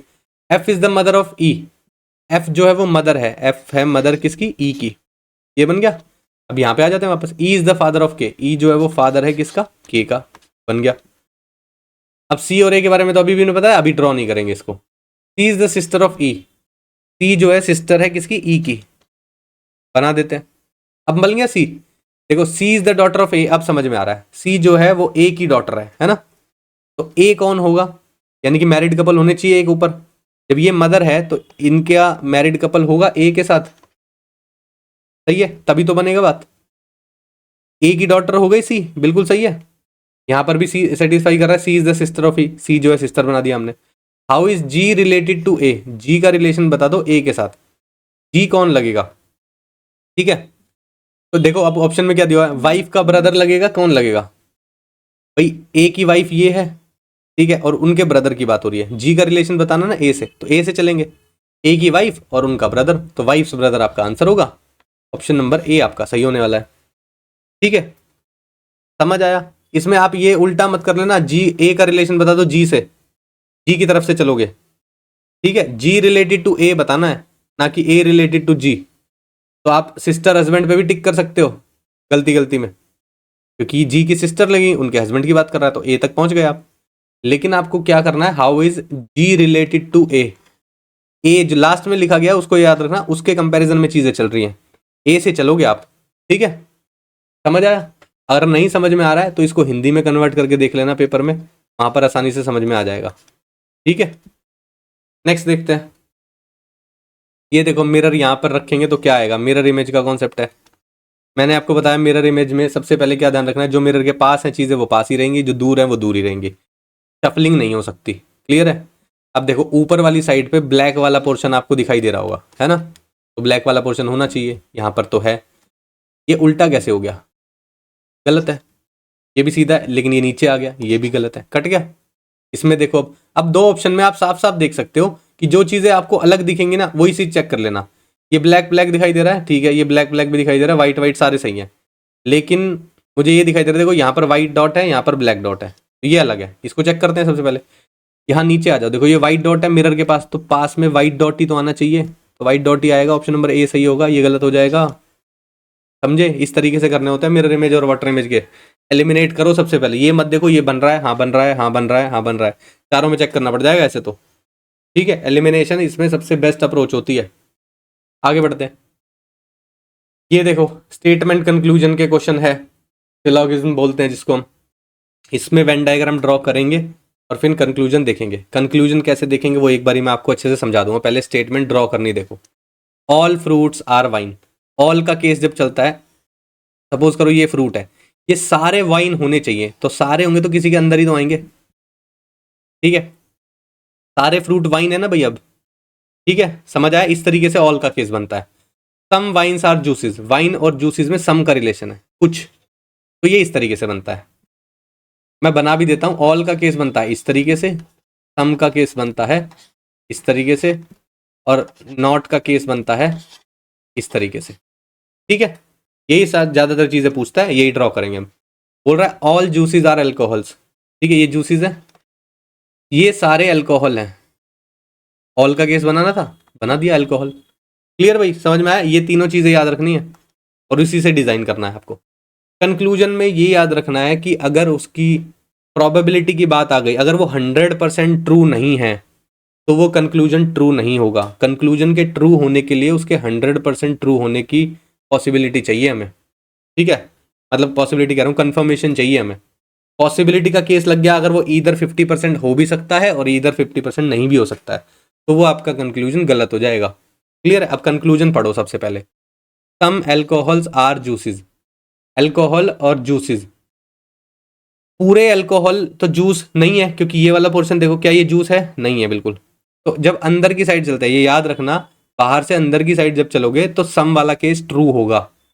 या तो ऐसे याद कर सकते हो, नहीं तो आप अगर समझ पा रहे हो कि सम केस की बात कर रहे हैं, सम एल्कोहल्स आर जूसेस, अगर सपोज करो एल्कोहल ये पूरा है, इसका कुछ पार्ट है, तो सम एल्कोहल्स आर ये होंगे ना, ये तो एल्कोहल तो है ही, अगर ये जूस भी होंगे तो सम एल्कोहल आर जूसेस तो बिल्कुल सही होगा, क्योंकि ये वाले पोर्शन तो नहीं है, समझो? तो सम पोर्शन वाली बात ट्रू होगी, तो ये सही है बिल्कुल, ठीक है।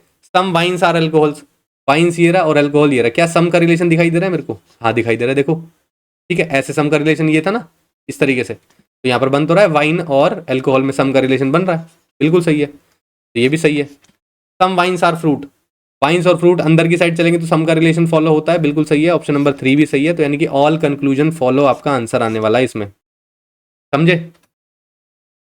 समझ आ गया भाई?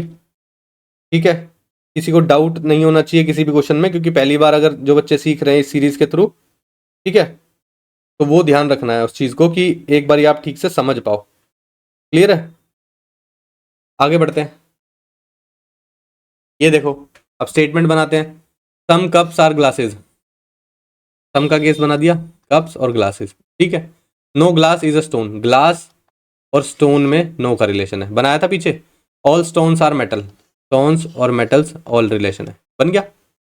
All cups can never be stones, cups और स्टोन्स, सारे कप्स स्टोन नहीं हो सकते। क्या ये बात ट्रू है कंप्लीटली या नहीं है? देखो ये जो पोर्शन है यहाँ पर भी कप्स है, लेकिन ये ग्लासेस के साथ भी इंक्लूड, ग्लासेस के अंदर, लेकिन कोई भी ग्लास स्टोन नहीं हो सकता, तो यानी कि ये वाला पोर्शन भी स्टोन कभी नहीं हो सकता, ठीक है। तो हम कह सकते हैं all cups can never be stones, ये ट्रू है, क्योंकि ये वाले जो कप्स होंगे ना, ये स्टोन्स नहीं हो पाएंगे कभी भी।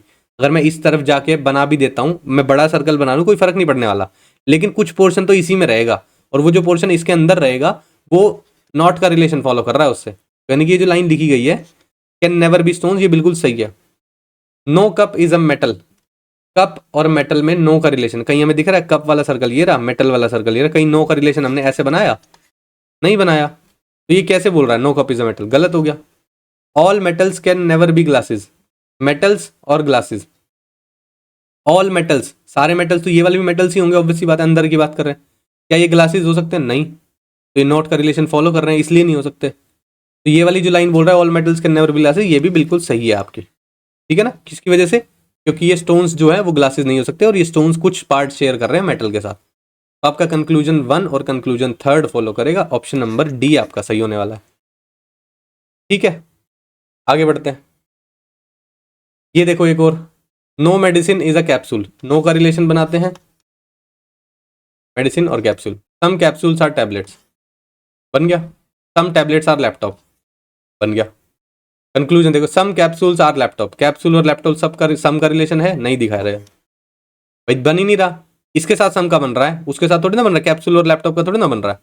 All tablets can never B medicine, tablets और मेडिसिन, क्या all tablets can never B medicine बोल रहा है? ये वाला पोर्शन तो मेडिसिन कभी हो ही नहीं सकता, तो यानी कि बिल्कुल सही बात बोल रहा है, क्योंकि सारे टैबलेट मेडिसिन नहीं हो पाएंगे। क्यों? क्योंकि ये वाला पोर्शन कप के साथ शेयर कर, सॉरी कैप्सूल के साथ शेयर कर रहा है, समझे? तो यानी कि सेकंड स्टेटमेंट बिल्कुल सही है, ऑप्शन नंबर सी सही है। आगे बढ़ते हैं। ये देखो, एनालॉगी का क्वेश्चन है, क्वेश्चन मार्क की जगह क्या आएगा ये आपको बताना है। अब इसमें भी सेम आपको कॉम्बिनेशंस भिड़ाने होते हैं, ठीक है, कि आपका जो नंबर कोई सा ना कोई सा नंबर आप ला पाओ।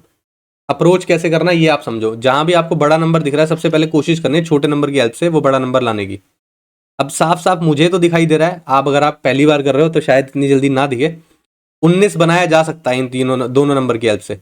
अगर मैं 5 × 3 कर दूं ये 15 हो जाएगा, प्लस 4 कर दूं तो 19 हो जाएगा। ठीक है, 1 × 3 कर देता हूं तो 3 हो जाएगा, प्लस 4, इसी 4 को प्लस कर देता हूं तो 7 हो जाएगा। तो अगर मैं 6 को × 3 करूंगा 18 हो जाएगा, प्लस 1 कर दूंगा 19 हो जाएगा। 19 आपका आंसर आना चाहिए, ऑप्शन नंबर सी आपका सही हो जाएगा। समझे? अब ये क्वेश्चन दिख इतना आसान रहा है, लेकिन कई बच्चे नहीं कर पाएंगे। क्यों? क्योंकि वो इतनी जल्दी कैलकुलेट नहीं कर पाते हैं चीज़ों को कि मैं इसको इसके पास तक कैसे पहुंचा सकता हूँ। ठीक है, या तो मैं 5 चौक 20 कर सकता हूँ तो 1 माइनस करना पड़ेगा, तो इसका तो यूज ही नहीं हुआ। 5 तिया 15 कर सकता हूँ, लेकिन 4 प्लस कर दूंगा तो यानी कि इसका यूज हो गया। ये सेकंड वाले इसमें शायद ट्रिक यूज ना होती, जो हमने ऊपर कैलकुलेशन करी ना, सेम पैटर्न नीचे नहीं फॉलो हो सकता था, ऐसी पॉसिबिलिटी होती है। लेकिन फिर आप कोई दूसरी चीज देखते कि कैसे अब नंबर इस 19 को लाया जाए, या नीचे वाले की हेल्प लेते आप। ठीक है, कि कैसे यहाँ पर कैसे कौन सा पैटर्न फॉलो हो रहा है, तो उसको पैटर्न को उस वाले में लगाने की कोशिश करते। समझे? तो थोड़ा सा प्रैक्टिस एनालॉगी में बनती है, उसके बिना बात नहीं बनेगी आपकी। समझे? नेक्स्ट देखो, सीरीज है, डिक्रीज हो रही है। ठीक है, डिक्रीज होने के बाद आपको देखना है कि किस लेवल पे डिक्रीज हो रही है, ज्यादा डिक्रीज हो रही है, कम डिक्रीज हो रही है, हाफ हो रही है, क्या हो रहा है। डिफरेंस देखने की कोशिश कर लेते हैं सबसे पहले तो। ठीक है, क्या हो रहा है यहाँ पे, 80 से 48 आया, फिर 40 आया, फिर बढ़ रही है ना। पहले घट रही है फिर बढ़ रही है। घट कैसे रही है पहले ये देख लेते हैं। यहाँ से यहाँ तक डिफरेंस है 148 का। ठीक है, यहाँ से यहाँ तक डिफरेंस है 8 और 7 15 72 का। यहाँ पर डिफरेंस दिखाई दे रहा है मुझे 32 का। ठीक है, यहाँ पर फिर प्लस हो रहा है आपका, माइनस हो रहा है सॉरी, 8 हो रहा है। ठीक है, और फिर यहाँ पर प्लस हो रहा है 12। ठीक है, ये माइनस में चल रहा है। 8 चौक 32, 8 निम 72। ठीक है, 72 के बाद डबल डबल कर रहा है क्या, 8 चौक 32 हो गया है ना, 32 के बाद 72 ले रहा है ना। तो 72 कैसे आ सकता है आपका, 48 से तो 80 आपका कितना आ गया। ठीक है, 32 आ गया। 32 को 64 हो जाएगा, 64 के बाद क्या प्लस करोगे, 6 प्लस करोगे, तो वो चीज़ नहीं बैठ रही फिट।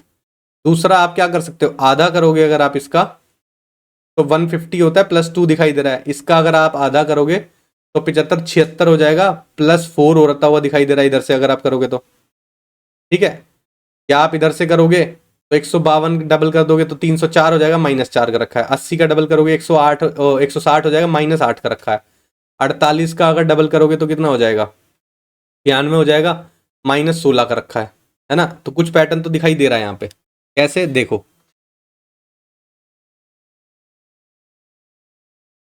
कैसे दिख रहा है आपको भाई, यहाँ पर पैटर्न देखने की कोशिश करना। यहाँ से देखो, 48 को मैं 2 से मल्टीप्लाई कर दूंगा, 96 हो जाएगा। 96 में से मेरे को 16 माइनस करना है। 80 का डबल करूंगा 160 हो जाएगा, मेरे को 8 माइनस करना है।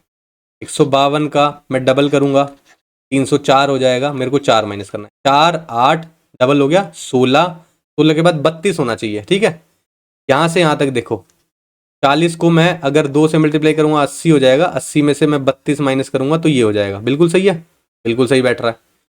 अब देखना 32 के बाद 64 माइनस होना चाहिए, इसका डबल करेंगे ये आना चाहिए, और -64 करो, इसका डबल करो कितना आएगा 104। ठीक है, ×2 और -64 करना है, -64 करोगे 40 आ जाएगा, बिल्कुल सही है। अब यहाँ पे देखो, अगर x नंबर है उसका ×2 करोगे और माइनस करोगे आप इसका डबल, 32 के बाद 64 हुआ, 64 के बाद 128 माइनस करोगे 128, आपका आंसर आना चाहिए 52। 2x इज इक्वल टू ये उधर चला जाएगा, कितना हो गया 120 170 180 हो गया। ठीक है, x की वैल्यू कितनी आ जाएगी आपके पास 90। ऑप्शन नंबर सी आपका सही होने वाला है। समझे भाई, समझ आया। सीरीज का क्वेश्चन थोड़ा टफ भी रखा है, क्योंकि देखो कम क्लासेस है, अच्छे खासे क्वेश्चन तो रखने पड़ेंगे। ठीक है, अब सीधा सीधा डिफरेंस वाले आ जाएं, आएंगे ऐसा नहीं है वो भी नहीं आएंगे, आएंगे वो भी, लेकिन कुछ कुछ क्वेश्चन तो अच्छे रखने पड़ेंगे। ठीक है ना। नेक्स्ट देखिए, अब ये देखो पिक्चर वाला क्वेश्चन है, क्वेश्चन मार्क की जगह क्या आएगा ये आपसे पूछा है। इसमें बेसिकली कॉमन सेंस लगती है कि कैसे पोजीशन चेंज हो रही है, कैसे शेप चेंज हो रही है, कैसे साइज चेंज हो रहा है अगर किसी का, या किसी की पोजीशन ऊपर से नीचे हो रही है, लेफ्ट से राइट जा रही है, वो चीज़ें देखनी होती है। या काउंटिंग में बढ़ रहा है घट रहा है, ये सब चीज़ें देखनी होती है।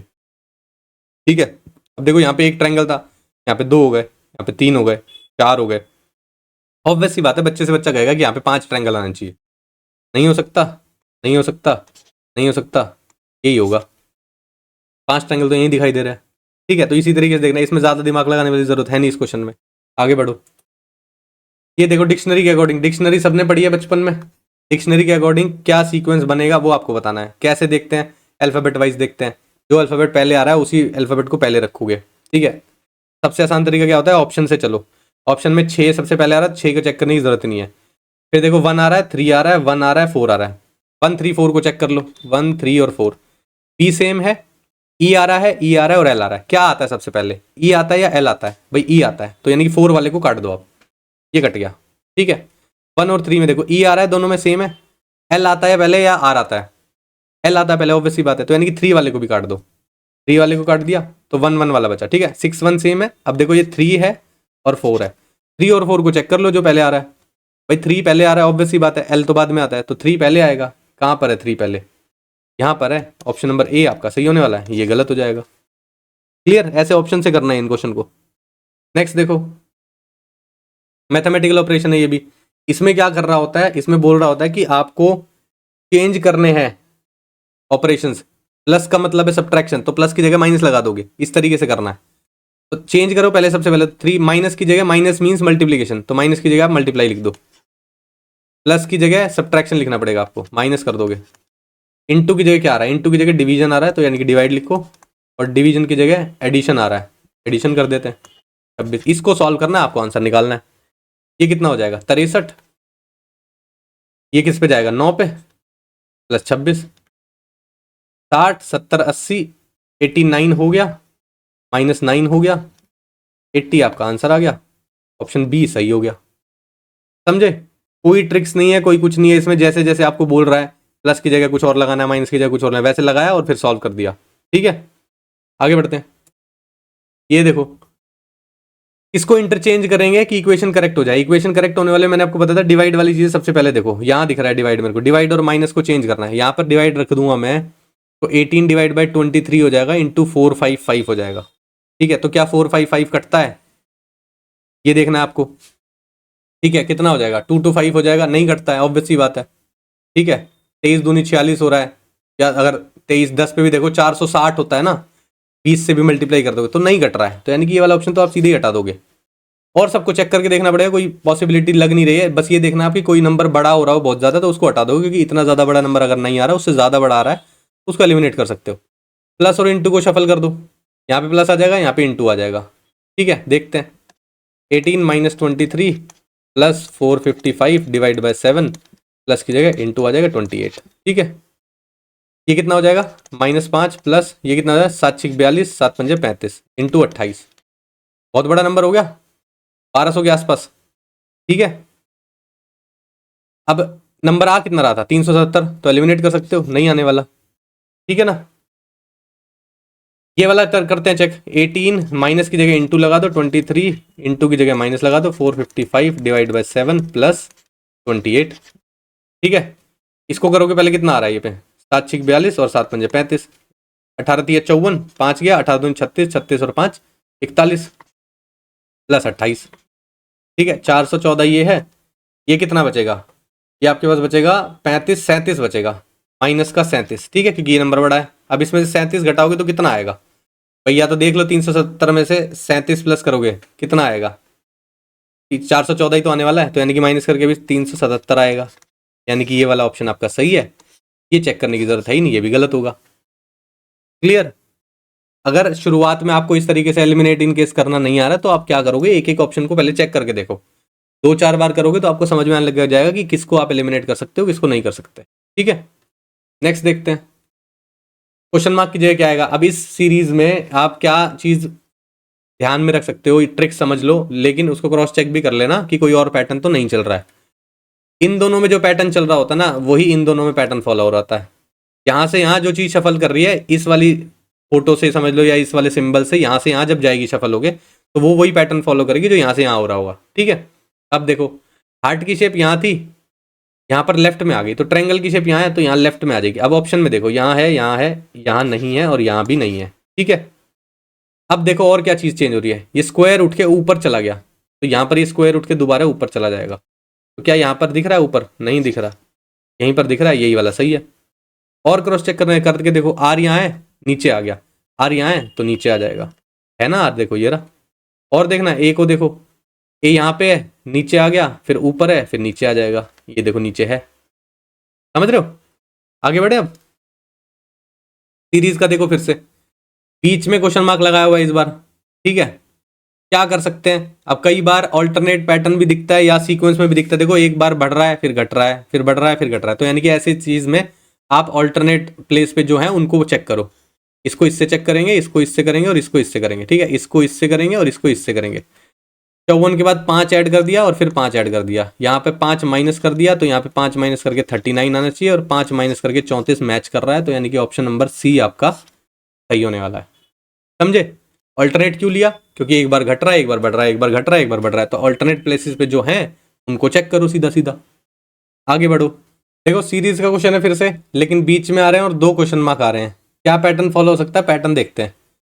अब देखो इन नंबर को देखते हुए एक और चीज आप ऐड करोगे कि आपको आइडेंटिफाई करना आना चाहिए प्राइम नंबर। क्यों बोला मैंने? क्योंकि मेरे को दिख रहा है ये भी प्राइम नंबर है, ये भी प्राइम नंबर है, ये भी प्राइम नंबर है, ये भी है और ये भी है। सारे प्राइम नंबर दिख रहे हैं, इसलिए यानी कि प्राइम नंबर का तो कुछ ना कुछ हो रहा होगा। और ध्यान से देखना कि नेक्स्ट प्राइम नंबर ही लिखा हुआ है। 73 से 79 तक जाएंगे आप तो बीच में कोई प्राइम नंबर नहीं है। 79 से 83 तक जाएंगे तो कोई प्राइम नंबर नहीं है बीच में।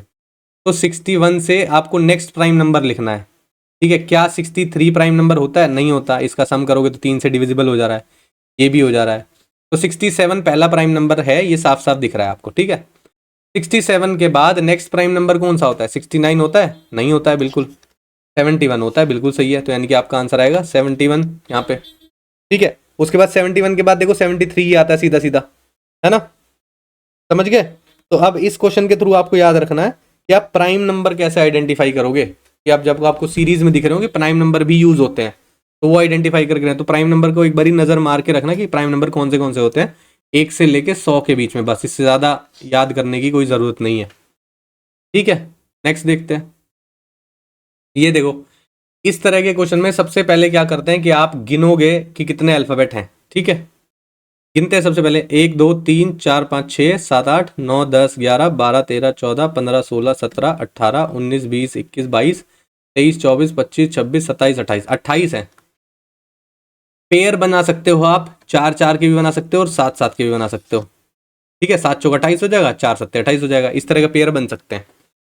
तो 7 का पेयर सबसे पहले बना के देखो, क्योंकि ज्यादा बड़ा नंबर है तो पॉसिबिलिटी होती है ज्यादा बड़े पेयर बनने की। 7 का देखते हैं पहले, 1 2 3 4 5 6 7, यहाँ पे लग गया, ठीक है।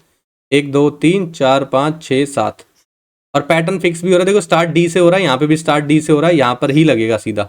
1 2 3 4 5 6 7, ठीक है।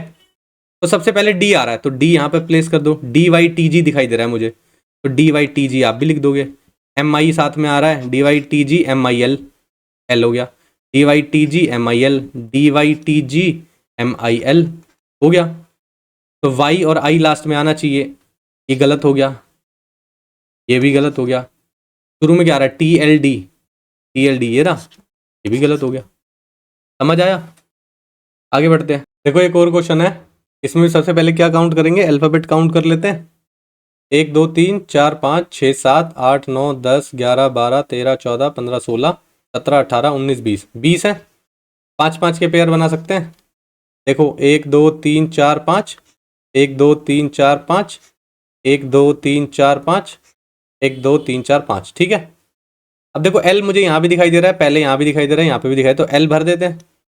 जेड दिख रहा है मुझे यहाँ भी, जेड दिख रहा है यहाँ पे भी, तो यहाँ पे भी जेड डाल दो और यहाँ पे भी जेड डाल दो। वी लास्ट में दिख रहा है, यहाँ पे भी दिख रहा है, तो यहाँ पर भी वी लिख देते हैं और यहाँ पर भी वी लिख देते हैं। फिर उस वी से पहले सी दिख रहा है, यहाँ पर भी दिख रहा है, यहाँ पर डाल दो सी और यहाँ पर भी डाल दो C. L Z X C V, L Z X C V, L Z X C V और L Z X C V बन गया सेम सेम। तो एल एक्स वी कहाँ लिखा हुआ है? यहाँ पर नहीं है, यहाँ पर भी नहीं है, इन दोनों में है, ठीक है। लास्ट में देखते हैं जेड एक्स सी, जेड एक्स सी यहाँ पे लिखा हुआ है तो ये भी गलत हो गया। ऑप्शन नंबर ए सही है आपका। क्लियर है? नेक्स्ट देखो, वन दैट इज डिफरेंट वो फाइंड आउट करना है, odd one out find out करना है। अब इस तरह के जब अल्फाबेट्स लिखे होते हैं तो आपको सबसे पहले इनमें क्या करना है, तो कोई भी 2 अल्फाबेट पकड़ लो और उन दोनों के बीच में गैप देखो कितने का है, ठीक है। ओ के बाद पी आता है, बिल्कुल सही है। जे के बाद के एल, 2 का गैप है, यहाँ तो 1 का चल रहा था, यहाँ 2 का हो गया। एच के बाद आई आता है, 1 का गैप है। x के बाद y आता है, 1 का गैप है, सब में 1 का गैप चल रहा है, यहाँ पे 2 का क्यों चल रहा है? हो गया, मिल गया ओड वन आउट। और कोई चेक करने की जरूरत नहीं है आपको, सबके नंबरिंग करने की जरूरत नहीं है, कोई भी 2 पकड़ लो, ठीक है, उनमें गैप देखो, आपको एक ही बारी में या 2 बारी में मिल ही जाएगा। नेक्स्ट देखते हैं, ये भी सेम तरह का है, ऑड वन आउट ढूंढना है, कोई भी 2 पकड़ो लेटर, ठीक है। डी के बाद ई एफ जी 3 का गैप है, आई के बाद जे के 2 का गैप है, के के बाद एल एम एन 3 का गैप है, एन के बाद ओ पी क्यू 3 का गैप है, मिल गया odd one out.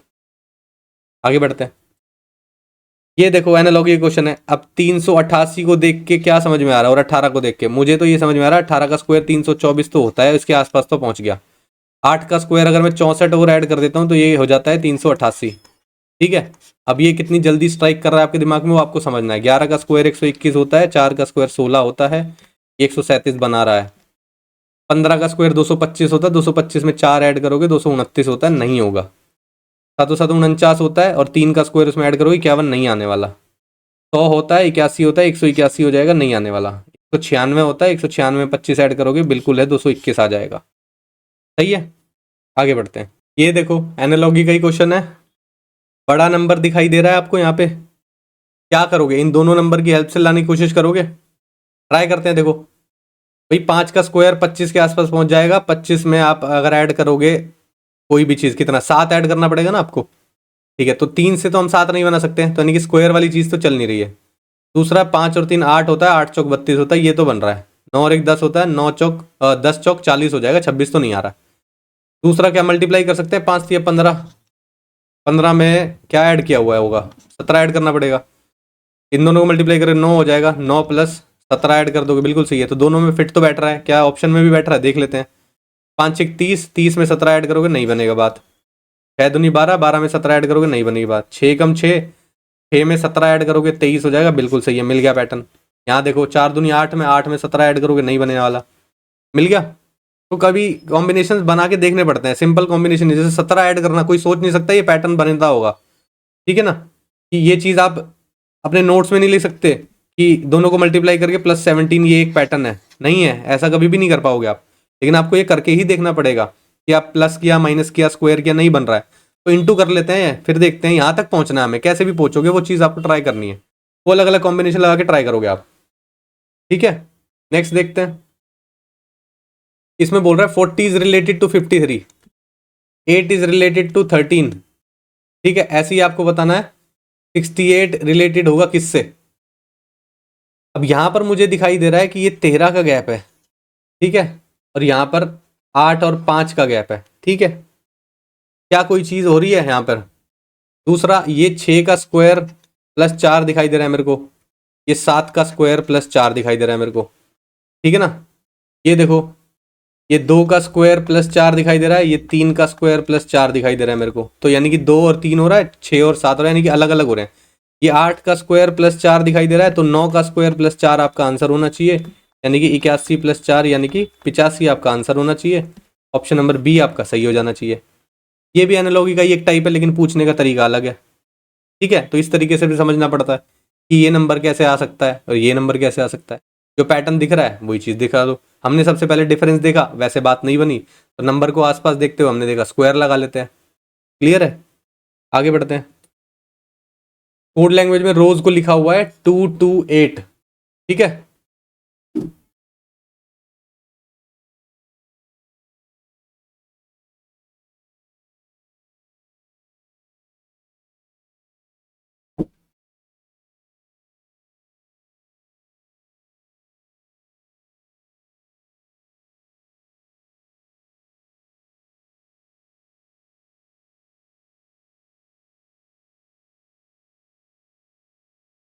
Code language में रोज को लिखा हुआ है ये, ट्यूलिप को लिखा हुआ है ये, लोटस को क्या लिखेंगे?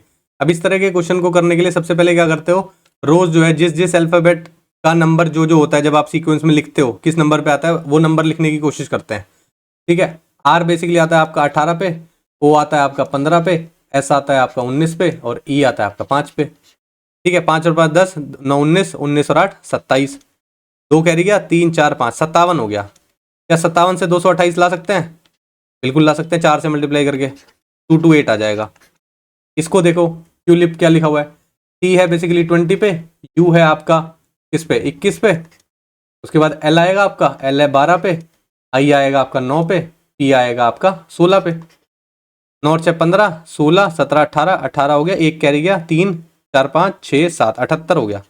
78 को 390 भाई 5 से ही मल्टीप्लाई करना पड़ेगा तभी जीरो आएगा। 8 5 40, 4 कैरी गया, 7 5 35 और 4 39।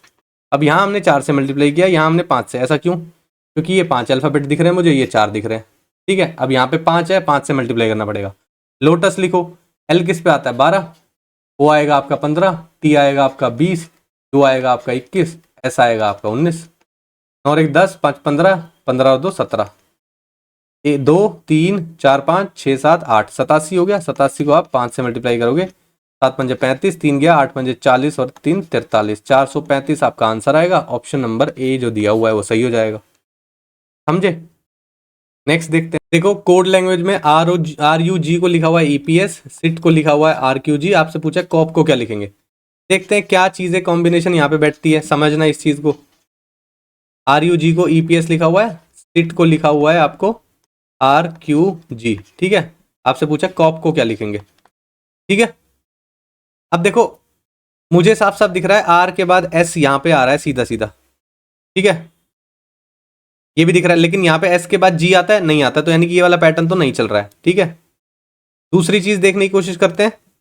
ई के बाद एफ जी यानी कि 2 के गैप के बाद आ रहा है, आर के बाद एस टी, बिल्कुल सही है, ये दोनों पैटर्न फॉलो हो रहे हैं। और क्या देख सकते हो, यहाँ देखो पी के बाद क्यू आर 2 का गैप पे आ रहा है, क्यू के बाद आर एस 2 के गैप के बाद आ रहा है, बिल्कुल सही है। एस के बाद टी यू 2 के गैप के बाद आ रहा है, जी के बाद एच आई 2 के गैप के बाद आ रहा है, सब पैटर्न फिक्स बैठ रहे हैं। ठीक है, ऐसे यहाँ पे कर देते हैं। पी है तो यहाँ पर क्या आना चाहिए, एन आना चाहिए, एन के बाद ओ पी 2 के गैप में आ जाएगा। देखो ई के बाद एफ जी 2 के गैप में चल रहा था, बिल्कुल सही है। अब यहाँ पर क्या आना चाहिए, 2 के गैप के बाद ए के बाद बी सी आ जाएगा, तो एन ए आना चाहिए आपका, तो ये भी गलत हो जाएगा, ये भी गलत हो जाएगा, ये भी गलत हो जाएगा। एन ए एम आपका आंसर आएगा, चेक करना तो देख लो, एम लिखोगे, एन ओ 2 के गैप के बाद आ गया। सही है, इस तरीके के क्वेश्चन ये देखने होते हैं कि कैसे लिंक किया गया है किस अल्फाबेट को किस अल्फाबेट से। कैसे भी लिंक कर सकता है, कोई पैटर्न नहीं होता है इसमें। पहले को पहले से लिंक कर देगा, पहले को लास्ट से लिंक कर देगा, पहले को बीच वाले से लिंक कर देगा, कैसे भी कर सकता है। ठीक है, तो आपको देख के आपको समझना पड़ेगा किसको किससे लिंक किया हुआ है। ठीक है, नेक्स्ट देखते हैं। हिट को लिखा हुआ है ये, इसको लिखा हुआ है ये, आपसे पूछा इसका कोड क्या होगा। वही चीज करते हैं। एच किस नंबर पे आता है, 8 पे आएगा एच, एच आई टी को लिखोगे आप, 8 पे आ गया, आई आ गया आपका 9 पे और टी आ गया आपका 20 पे। ठीक है, 9 और 8 17, एक कैरी गया, 37 हो गया। 6 से मल्टीप्लाई करोगे तो कितने पे आएगा, 132 तो नहीं आएगा। ठीक है, ज़्यादा बैठ रहा है। कुछ और देखोगे, 37 से 132 तक, भाई 40 पकड़ लो इसको, 3 पे भी करोगे तो कितने पे आएगा, तो भी नहीं जाने वाला। तो क्या आप ऑपोजिट वाले नंबर लोगे। एच के ऑपोजिट क्या होता है, एस होता है जो कि 19 नंबर पे आता है। आई के ऑपोजिट आर होता है जो कि 18 नंबर पे आता है। टी के ऑपोजिट क्या होता है, जी, जो कि 7 नंबर पे आता है। ठीक है, 9 और 7 16, 16 और 8 24, 2 कैरी गया, 3 4 44 हो गया। 44 को 3 से मल्टीप्लाई करो, 4 3 12, 4 3 12 और 13, बैठ गया फिट, यानी कि ऑपोजिट लिए हुए हैं। S B Y Z opposite लेते हैं। एस के ऑपोजिट क्या होता है, एच जो कि नंबर आता है 8 पे। बी के ऑपोजिट होता है वाई जो कि आता है 25 नंबर पे। वाई के ऑपोजिट आता है बी जो कि आता है 2 नंबर पे, और जेड के ऑपोजिट होता है ए जो कि आता है 1 नंबर पे। 8 5 13, 14 15 16, 36 हो गया। ठीक है, किससे मल्टीप्लाई किया था, 3 से। 36 को किससे मल्टीप्लाई करोगे, जो आपका 144 आ जाए। 4 से मल्टीप्लाई करना पड़ेगा, 6 चौक 24, 2 कैरी गया, 4 3 12 और 2 14। अब 4 से क्यों मल्टीप्लाई किया, क्योंकि 4 अल्फाबेट थे। यहाँ पर 3 से क्यों किया, तो 3 अल्फाबेट थे। तो आपको वाई आर एफ निकालना है, यानी कि 3 से मल्टीप्लाई करना पड़ेगा। वाई के ऑपोजिट बी है, 2 आ जाएगा। आर के ऑपोजिट क्या है, आई है, 9 आ जाएगा। एफ के ऑपोजिट यू है, 21 आ जाएगा। 30 हो गया, 32 हो गया ये टोटल। 32 को आप 3 से मल्टीप्लाई करोगे, 96 आपका आंसर आना चाहिए। ऑप्शन नंबर बी आपका सही हो जाएगा। ठीक है, नेक्स्ट देखो, एम्बेडेड फिगर का क्वेश्चन है। देखना है कि ये जो ऑप्शन फिगर दी हुई है कुछ पैटर्न हिल गया है, थोड़ा सा देख लेना। सी यहाँ पे लिख लेना, काट दो, बी लिख लेना यहाँ पे, और सी लिख लेना यहाँ पे, और डी इसको काट के डी लिख लेना यहाँ पे। ठीक, क्या ये वाली फिगर जो है आपको क्वेश्चन फिगर में दिखाई दे रही है, ये आपको देखना है। क्या इस तरह के स्पाइक आपको दिखाई दे रहे हैं, भाई स्पाइक तो दिखाई दे रहे हैं, ये रे लेकिन 2 ही दिख रहे हैं, यहाँ तो 3 है, तो नहीं हो सकता। ये सीधी सीधी लाइन ऐसे दिख रही है आपको, दिख तो रही है, देखो ध्यान से, इसको हटा देते हैं। ये लाइन है, ये लाइन है, और फिर सीधी लाइन है, देखो मैच कर रही है, कर गया मैच, और चेक करने की ज़रूरत ही नहीं है, नहीं मैच होंगे। आगे बढ़ते हैं। ये देखो, अब ये वाली फिगर आपको ढूंढनी है इन ऑप्शंस फिगर में, ठीक है। सबसे पहले तो देखो, एक ये इस टाइप की लाइन ढूंढो आप, ठीक है, एंगल जो बन रहा है वैसा, मुझे यहाँ पर बनता हुआ दिख रहा है ये, ठीक है। उसके बाद ये सीधी लाइन मुझे यहाँ दिख रही है, ये रही, जेड दिख रहा है ना पूरा पूरा, लेकिन यहाँ कोई लाइन नहीं है ना। यहाँ देखते हैं अब, यहाँ तो जेड ही नहीं दिखाई दे रहा है कहीं पे, लेकिन यहाँ जेड दिखाई दे रहा है मुझे, ये रहा। और ये जो आगे वाली लाइन है ये दिखाई दे रही है, मिल गया, ये वाला सही है और सारे गलत हैं आपके। समझे, इस तरीके से देखना होता है, कोई भी एक चीज़ पकड़ लो और उस चीज़ को ढूंढने की कोशिश करो। नेक्स्ट देखते हैं। अब देखो P दिखाई दे रहा है मुझे सबसे पहले, तो यहाँ तो P देखते हैं। P यहाँ पर दिख रहा है मुझे, लेकिन N से ऊपर होना चाहिए था P। N यहाँ पे है ना, देखो ये रहा N बना हुआ है, लेकिन उससे ऊपर है P, तो ये तो बराबर बराबर में, तो ये तो नहीं हो सकता। यहाँ तो मुझे P दिखाई ही नहीं दे रहा है, उल्टा दिखाई दे रहा है, वहाँ तो सीधा है, गलत हो गया ये भी। P यहाँ पर दिखाई दे रहा है मुझे, ये रहा, ठीक है, और N भी मुझे यहाँ पर दिखाई दे रहा है, ये रहा। N P बिल्कुल सेम दिख रहा है, ये वाला सही होने वाला है, इसमें भी बात नहीं बनने वाली है। नेक्स्ट देखो, ये देखो कोड लैंग्वेज में प्लेस को लिखा हुआ है कोन्हा, टॉक को लिखा हुआ है QKQNA, और आपको फ्राउन का पूछा है। देखते हैं किस तरीके से मैच कर रहे हैं। प्लेस लिख लो, फिर आप CONHA लिख लो, ठीक है। टॉक लिख लेते हैं, QKQNA लिख लेते हैं, ठीक है। अब देखो कैसे मैच करोगे, P और A में तो बहुत ज़्यादा गैप है, कोशिश करते हैं सबसे आसपास वाला ढूंढने की कोशिश करते हैं। A के बाद BC मुझे दिखाई दे रहा है, तो +2 दिख रहा है यहाँ पे, ठीक है। O के बाद PQ, यहाँ पे भी +2 दिखाई दे रहा है, ठीक है। N के बाद OP इधर से जा रहा है +2, ठीक है, जिस डायरेक्शन में बोल रहा हूँ उस डायरेक्शन में जा रहा है, +2 इधर हो रहा है। Q के बाद RS बिल्कुल सही है, यहाँ पे भी +2 हो रहा है, ठीक है। L के बाद MNO इधर की डायरेक्शन में +3 हो रहा है, ठीक है, यहाँ +2 हो रहा था। H के बाद IJK इधर की डायरेक्शन में +3, बिल्कुल सही है, मैच कर रहा है, तो फ्राउन को भी साथ साथ ही लिख लेते हैं। F कैसे आ रहा था, इस वाले अल्फाबेट से आ रहा था, +2 करके आ रहा था, तो D आना चाहिए, D के बाद EF +2 हो रहा है, बिल्कुल सही है, तो तीसरा लेटर आपका D होना चाहिए। गलत है, गलत है, गलत है, एक ही में है देखो, लेकिन पूरा बना लेते हैं, कोई दिक्कत वाली बात नहीं है, ठीक है। A के बाद BC यहाँ आ रहा था, O के बाद PQ आएगा, ठीक है, तो Q यहाँ आता, देखो Q ये बचता सिर्फ, ठीक है। अब देखो 3 के बाद L के बाद MNO आ रहा था, R के बाद STU आएगा, QUD आना चाहिए, मिल गया, ठीक है। तो इस तरीके से देखना है आपको, कोई भी अल्फाबेट मैच कर सकता है और कितने भी नंबर पे मैच कर सकता है, कोई +2 हो रहा होगा, कोई +3 ले रहा, लेकिन जो दोनों चीजें हैं ना, जैसे इस वाले पैटर्न में और इस वाले पैटर्न में, वो मैच करना चाहिए, इसलिए दूसरा दिया जाता है। अगर सेम पैटर्न नहीं है तो वो चीज नहीं चल रही, यानी कि, ठीक है। नेक्स्ट देखो, हिट को लिखा हुआ है 132, SBYZ को लिखा हुआ है 144, देखो क्या हो सकता है। और YRF का कोड आपसे पूछा, आई थिंक ये तो पीछे आया था क्वेश्चन ना, एक बार चेक करते हैं, हाँ आया हुआ है ना, स्किप कर लो, आई थिंक दोबारा से डल गया ये क्वेश्चन।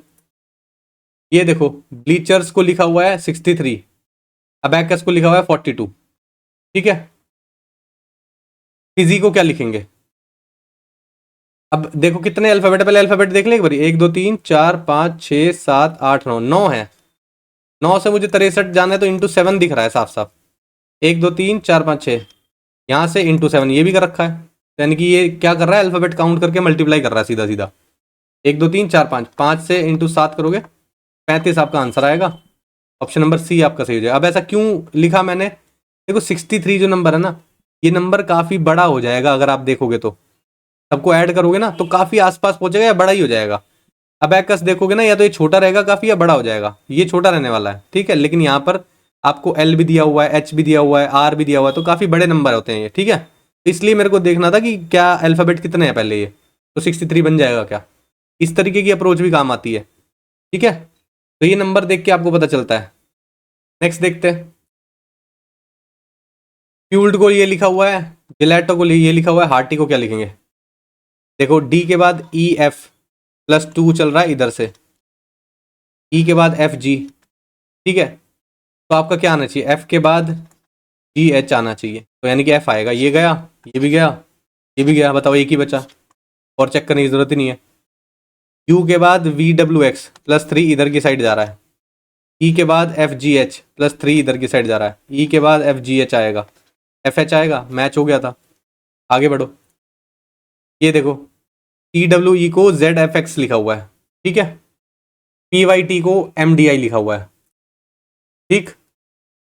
क्या कर सकते, जेड के बाद ए बी सी इधर से मैच हो रहा है +3, एम के बाद एन ओ पी +3 हो रहा है यहाँ पे भी, तो क्या होना चाहिए, के से पहले क्या आएगा भाई, के पे जाना ना हमें, एम के बाद एन ओ पी हो रहा है, तो के आई एल आपको देखना है।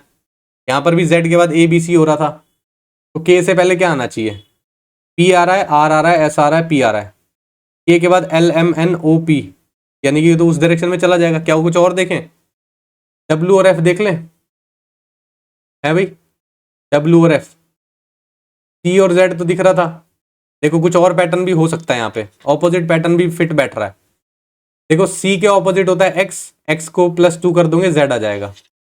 पी के ऑपोजिट क्या होता है के ऑपोजिट +2 कर दोगे एम आ जाएगा। के ऑपोजिट होता है आपका पी, +2 कर दोगे आर आ जाएगा। ये चला गया और ये चला गया और ये भी चला गया, लेकिन ये सारी चीजें आगे भी तो मैच कर लेते हैं। एफ और डब्ल्यू दिया हुआ है, देखो डब्ल्यू के ऑपोजिट क्या होता है डी, डी में +2 कर दोगे एफ आ जाएगा, ठीक है। वाई के ऑपोजिट क्या होता है बी, बी में +2 कर दोगे तो डी आ जाएगा। आई के ऑपोजिट क्या होता है आर, आर में +2 कर दो कितना आ जाएगा, टी आना चाहिए, आर टी आ गया। आर टी क्यू ही तो मैच होगा, समझे, ठीक है भाई, समझ में आया। नेक्स्ट देखें, और लास्ट क्वेश्चन होगा वो, डी ओ वाई को लिखा हुआ है पी ए के, डी और पी का पैटर्न चल रहा है, ठीक है, बी और एन का पैटर्न चल रहा है। गैप देखे, डी और पी में तो काफी गैप है, लेकिन एक बार चेक कर लेते हैं फिर भी। डी के बाद ई F G H I J K L M N O P, 12 का गैप दिखाई दे रहा है। बी के बाद एन देखो, C D E F G H I J K L M N, 12 का गैप दिखाई दे रहा है, तो यहां से भी एक बार 12 का गैप देख लेते हैं, ठीक है। आई के बाद J K L M N O P Q R S T U, U होना चाहिए, यू कहां पर दिख रहा है, यहां पर नहीं दिख रहा, और यहां पर भी काट दो। ओ और ए का देखो, ओ के बाद P Q R S T U V W X Y Z A, 12 का गैप है। क्यू के बाद R S T U V W X Y Z A B C, 12 का गैप है।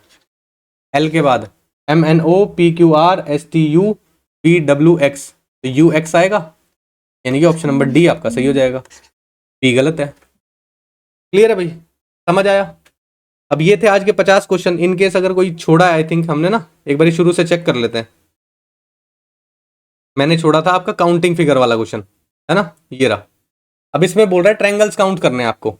देखो इस तरह का फिगर जब आपको बनता है और एक लाइन खींची हो, तो 2 ट्रायंगल दिख रहे होते हैं। यहाँ पर भी मुझे इस तरीके की ये लाइन दिख रही है, तो ये 2 ट्रायंगल दिख रहे हैं, लेकिन साथ में एक ये छोटा ट्रायंगल भी दिख रहा है, तो ये तीसरा ट्रायंगल हो गया। साथ में ये ट्रायंगल भी दिख रहा है, ये चौथा ट्रायंगल हो गया।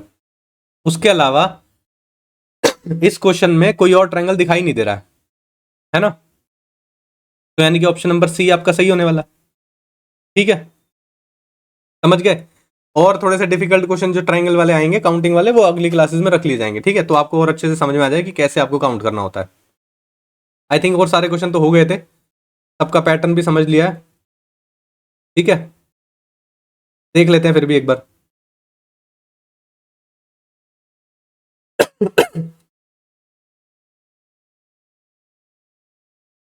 ठीक है, सारे हो गए हैं, रिवीजन कर लेना। देखो 10 क्लासेस हैं सिर्फ इसकी, रिवीजन अच्छे से कर लेना। ये वाली सीरीज को बार बार करने की जरूरत नहीं पड़ेगी, 10 क्लासेस है, एक बारी करके साइड करो, सारी चीजों का रिवीजन भी हो जाएगा। जो पैटर्न नहीं आते हैं वो आपको समझ में भी आ जाएंगे, जो कॉन्सेप्ट नहीं आते हैं जिसमें वीक हो वो भी आपको क्लियर हो जाएंगे, ठीक है। और कोई डाउट हो तो टेलीग्राम पे रीच आउट कर सकते हो, वहां पे मैसेज कर सकते हो, तो मैं रिप्लाई कर दूंगा आपका, ठीक है ना। तो फिर आज की क्लास के लिए इतने रखते हैं, मिलते हैं नेक्स्ट क्लास में, थैंक यू।